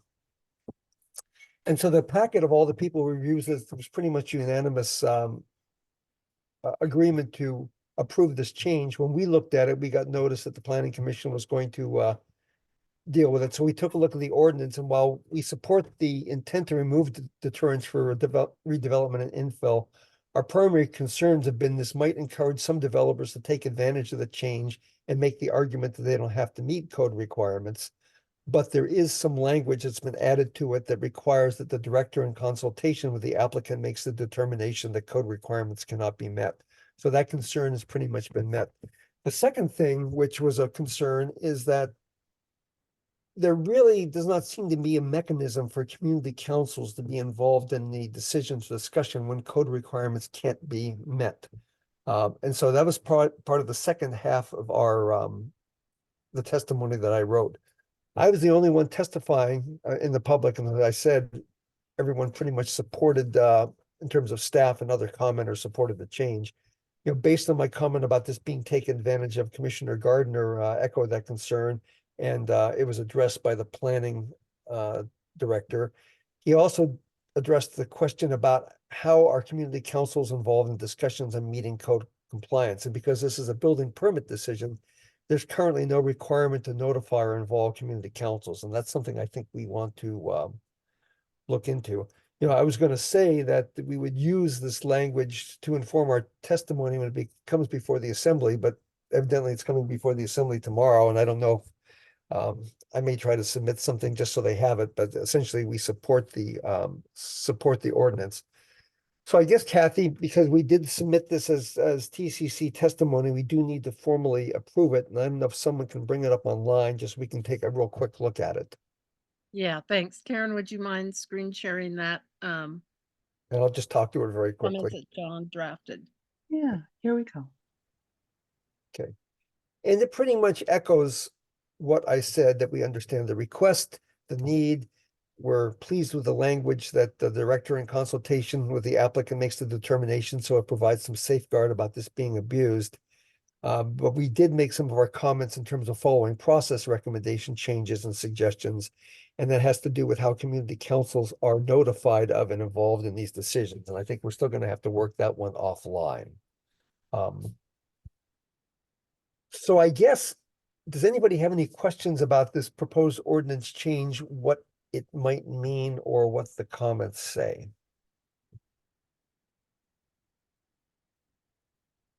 Okay, anybody have their hand up? Any questions or comments on this? I just want to note that I appreciate John bringing this to us with such a quick turnover. And while it seems like a real positive thing, because we know we need more housing, and we don't necessarily need the money from nonprofits to go to Parks and Rec, there still needs to be some way to engage the public or engage the the planning director to inform them of our concerns. So I really appreciate you guys turning this around so quickly. And I'd like to approve these comments as TCC. Okay, so you're making a motion, Karen, is that? Yeah. Okay, thank you, Karen. Move to approve comments, okay. Can I have a second? This is Pat. I'll second the motion. Thank you, Pat. Does anybody have any other discussion on this? Yeah, like I said, it took me by surprise that the P&Z Commission just looked at this and considered it and did vote to support it Monday. And I don't know why they're having a special meeting tomorrow. They had a press conference today, this afternoon, to explain why they're having a meeting tomorrow, but I was not able to engage in that. The other key item on the agenda is has to do with the Eklutna Dam situation.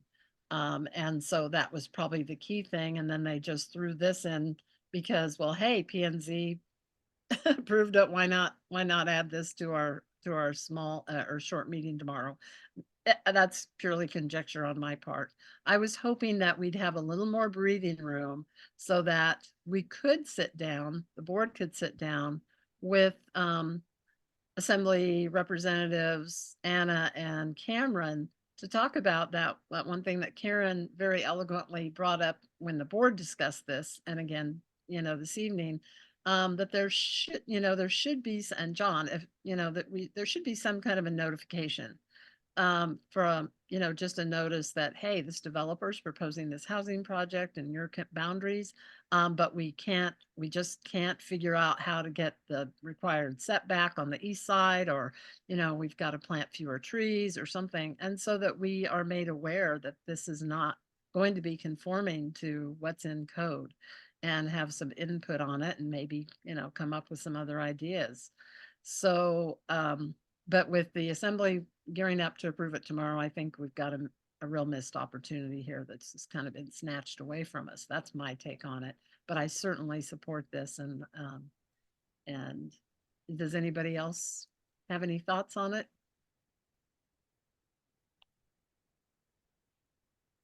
Okay.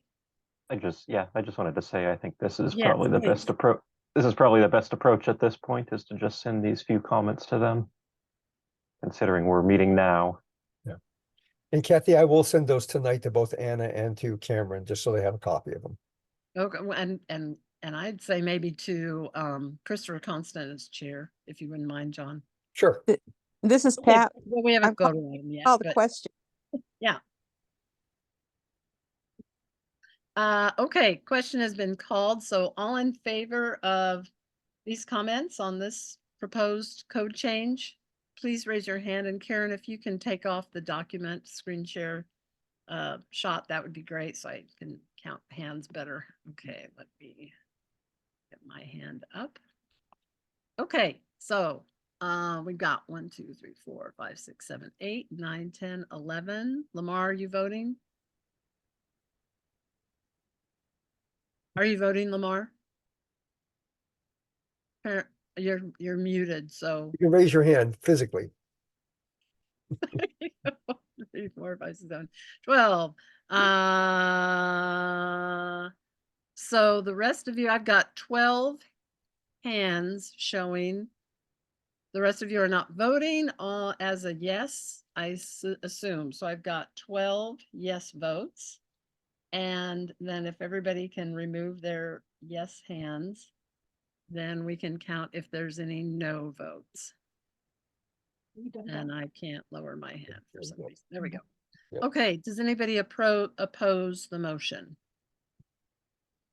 If not, that passes 12-0. And yep, John, if you can go ahead and forward this so that the assembly members can at least take a quick look at our input at tomorrow.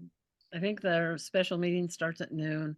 I don't see myself being able to attend. But who knows, maybe at the I'll go last ahead and minute. forward them. Okay, thank you, John. Yep. Okay. Okay, I gotta write a note here.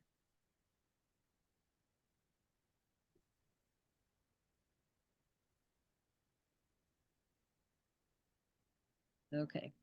Okay, great. So that was the end of our and poor Marnie, I'm just batting her all around. The last item on old and new business is an update on the Forest Park Drive rehabilitation project. So Marnie, you have the floor. Thank you, Kathy. You all have no idea how much I wanted to say something different from what I'm going to say, but Forest Park Drive has been delayed. The Forever project. I got a call about 2 weeks ago, and the project lead over there at PM&E was also unhappy.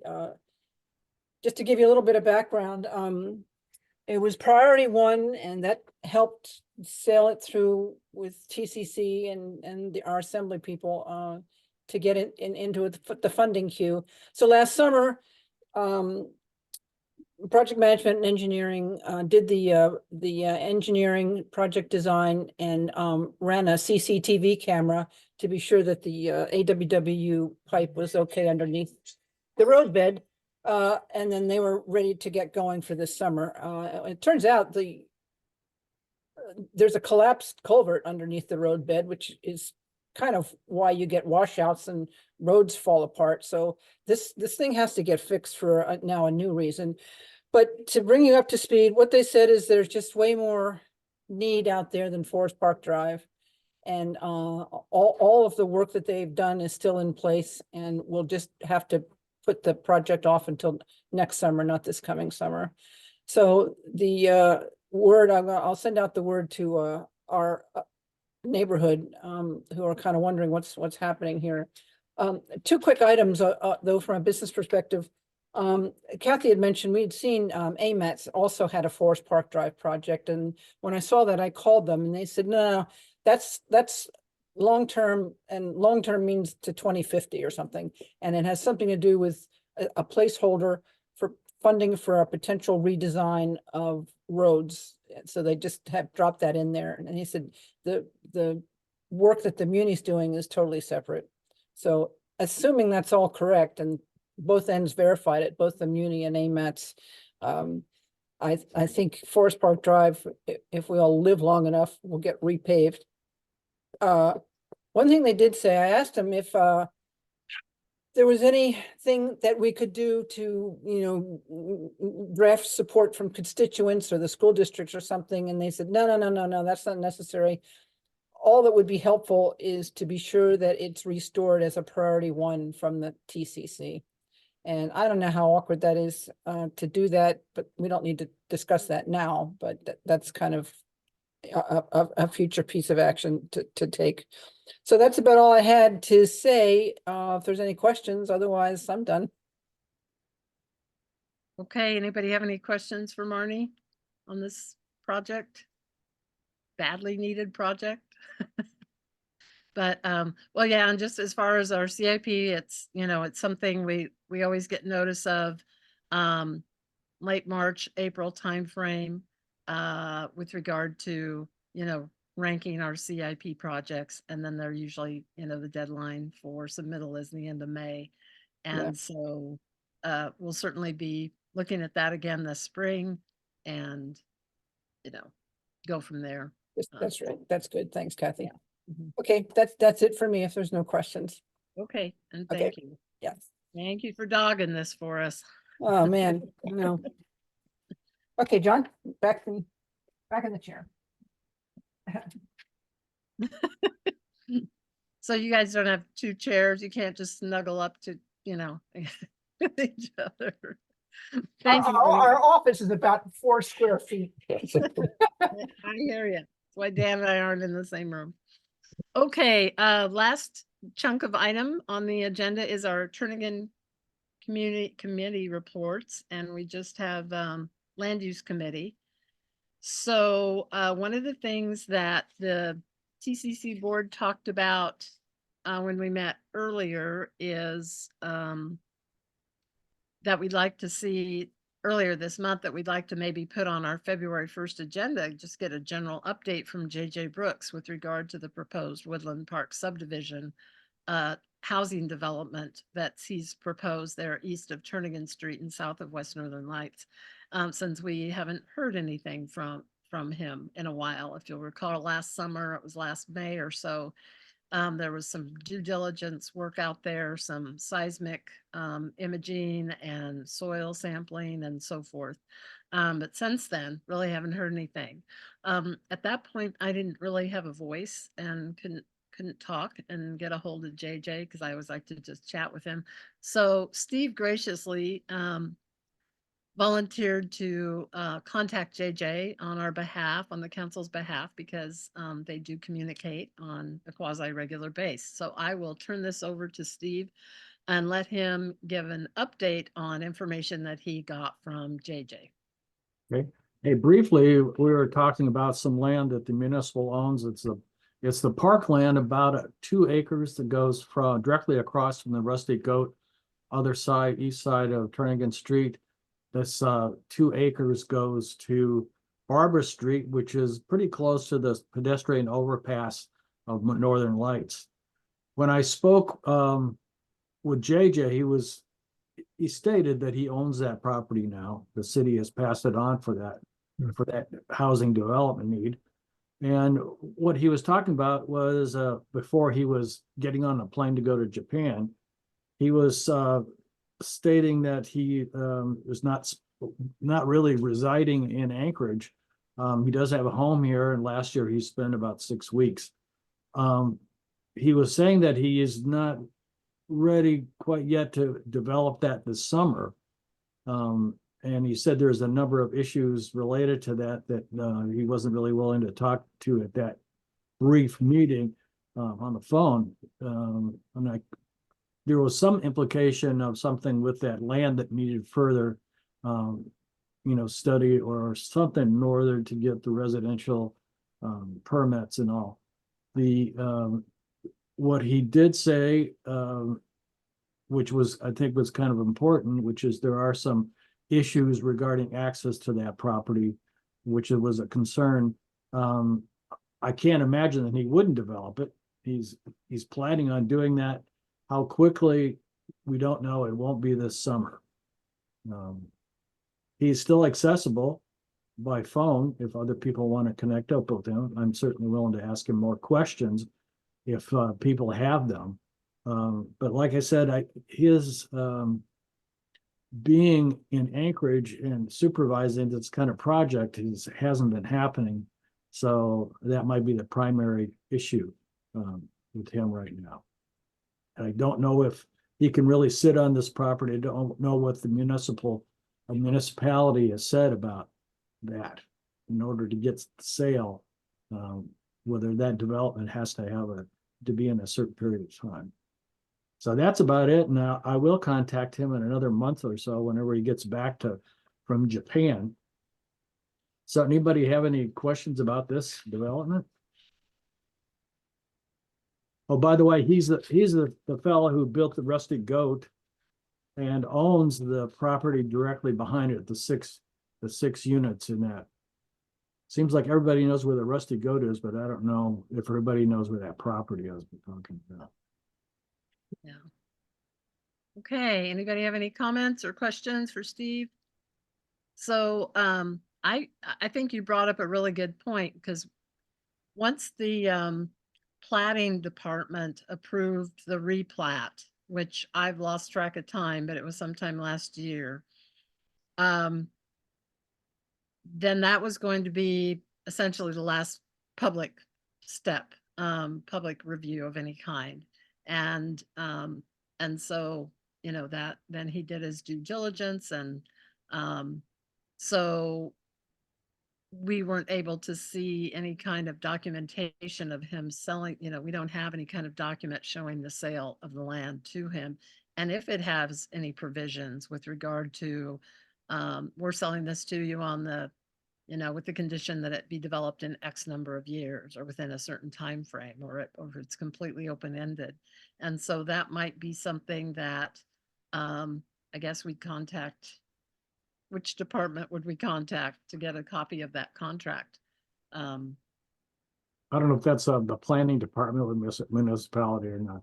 I was thinking that's what it was, but I can check that out.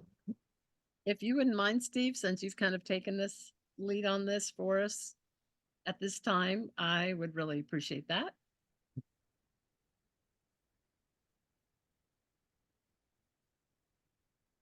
Okay, so thank you, Steve.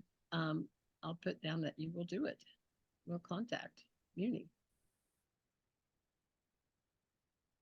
Okay. Given, Yep, Karen. thank you, President Gleason. Given this opportunity to have a longer lead time, is there something that can be done? I'm sorry, it's just an open question for process. Is there something we can do with AMATs or some other transportation planning to try and get something to address what we anticipate being a overcrowding of a place that already has a traffic issue? Yeah, that's certainly something I could address with JJ on some. He was so quick that needed to move on, but direct with him on some specifics. Anybody who's seen that property realizes that it's seems very difficult to have access with their property without some pretty significant traffic issues. But I'll ask him some more about that, and then we could go to that AMATs or the planning commission to see what they say. Well, and we certainly found out through Anna. Anna had, because for many years, I mean decades, our CIP list, the rehabilitation of Turnagain Street has been, within our top 5, and sometime up to our second or third, top priority is to get Turnagain Street rehabilitated.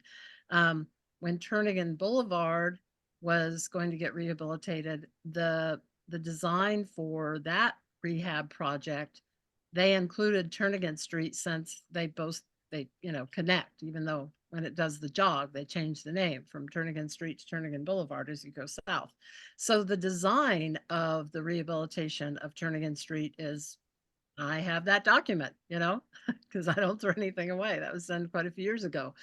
However, so we just, said, let's get some funding, let's get a CIP, this was top priority or high priority for us for a long time. Turnigan Boulevard got done, but Turnigan Street didn't. So Anna, with, this JJ Brooks project and so forth proposal and our concerns about impacts on traffic flow and so forth, it's like, well, and when I talked to JJ personally one time last year, he said, Kathy, you have to get upgrading of Turnigan Street as your #1 CIP priority. That's imperative that you do that. Well, it was high, it was like #2 or 3. But we always knew that there are very narrow right-of-ways on Turnigan Street, and that it wasn't even going to be designed as a normal neighborhood collector with bike path on one side, sidewalk on the other. It was just a sidewalk on the west side that would link up with the current sidewalk as far as in front of Rustico. Well, Anna did some digging when she was president last year, and it turns out there is no way.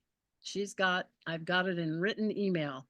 There is no way that the municipality is ever going to rehabilitate that property in a way of upgrading it to neighborhood, trying to do an upgraded standards because of the cost. They would have to buy out probably full lots. You've got housing that bump right up to the street, parking that just bleeds off the street in those multi-family units.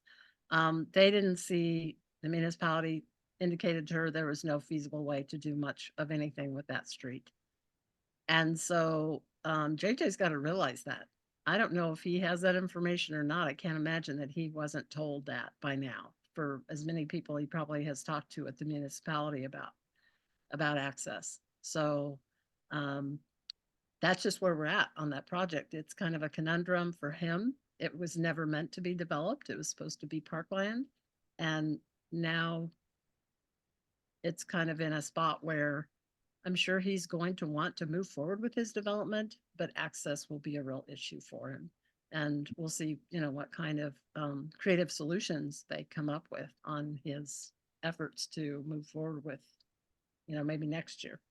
And Kathy, I'd just like to suggest to anybody just to go over there, and there's an alleyway directly across the street from the Rusty Goat, and just go that and imagine 36 units with about 1.6 cars to each unit. Where is that traffic going to go? That will give you it's about 3 minutes out of your time. So just go over there and look at that. That's all I got to say. Yeah. Yeah, there's no doubt about that.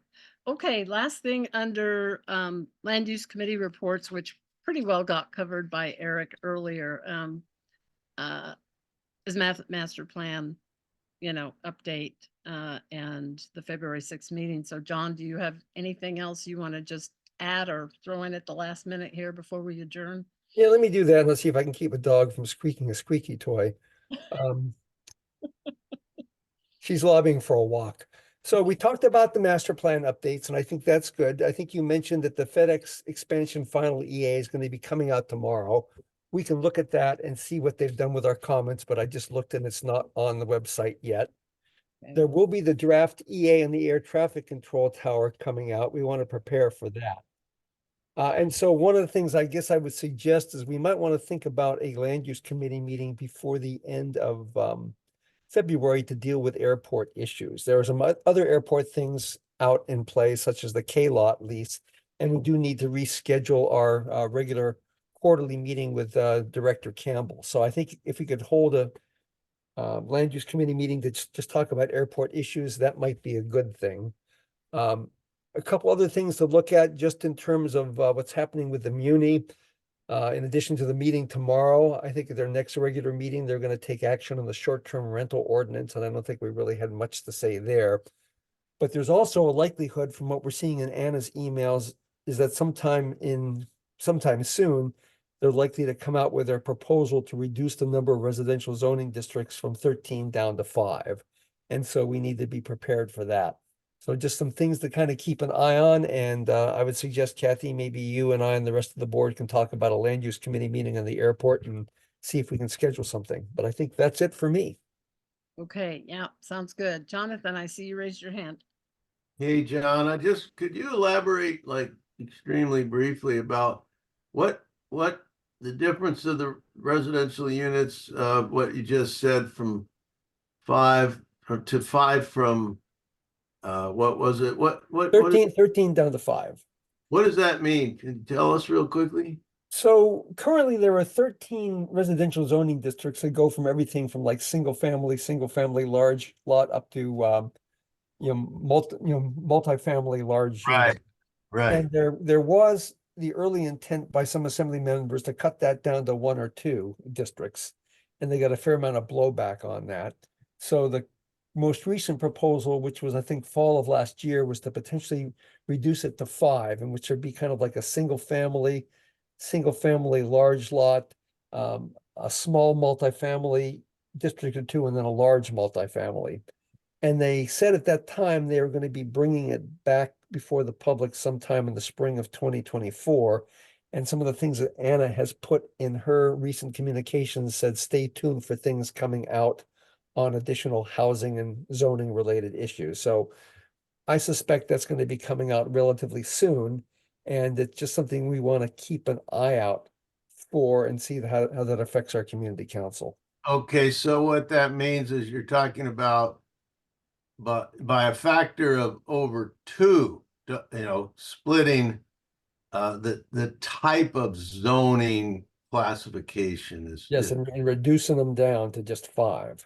right from 13. So R only, R2, R3, whatever they are. Exactly. In your opinion, would we not want to do that, simplify that, or is it something we should have zoned?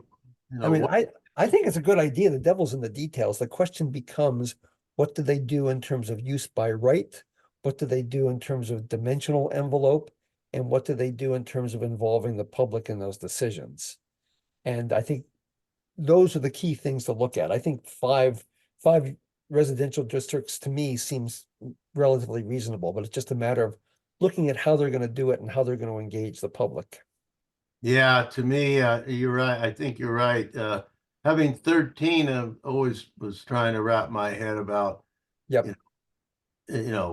Too much, too many can be Yep. like, what's the point, right? So simplification, the KISS concept, right? Yeah, not a bad idea if it's done with public input and done correctly. Okay. Yeah, and Thank you, sorry, John. down. Thank you, John and Jonathan. And Carolyn just put something in the chat. A PowerPoint presentation that was done on home initiative stuff. And so if you guys want to, check that out. Thank you, Carolyn. I think I've seen that, but yeah, that came out probably, I don't know, maybe last summer. Would that be accurate-ish? Maybe last fall. Okay. And I haven't kept up with the initiative, so I don't know how outdated this PowerPoint might be, but at the very least, this should give some baseline concepts of like what's behind it. Yep, and it's great support. It really does a good job of outlining the need for it, which I think everyone recognizes. It's just a matter of making sure that they allow people a chance to digest it and comment on it in an efficient manner. Yeah. Yeah, I mean, I agree that 13 seems crazy, but for the existing homes that are built and existing, under the current zoning district, then I don't know what happens in the future if, like, say I don't know. I mean, I just don't, would this just really be relevant to any new development and where it could go and what? I just don't, I can't get my head wrapped around what you do with property that's already developed in the existing zoning categories. Well, and this might be one where when this first came up, there were some assembly members who made presentations to their constituents. And this may be one where we ask Anna and perhaps Representative Volin and others to make a presentation before us so we have a chance to ask questions and they make their case.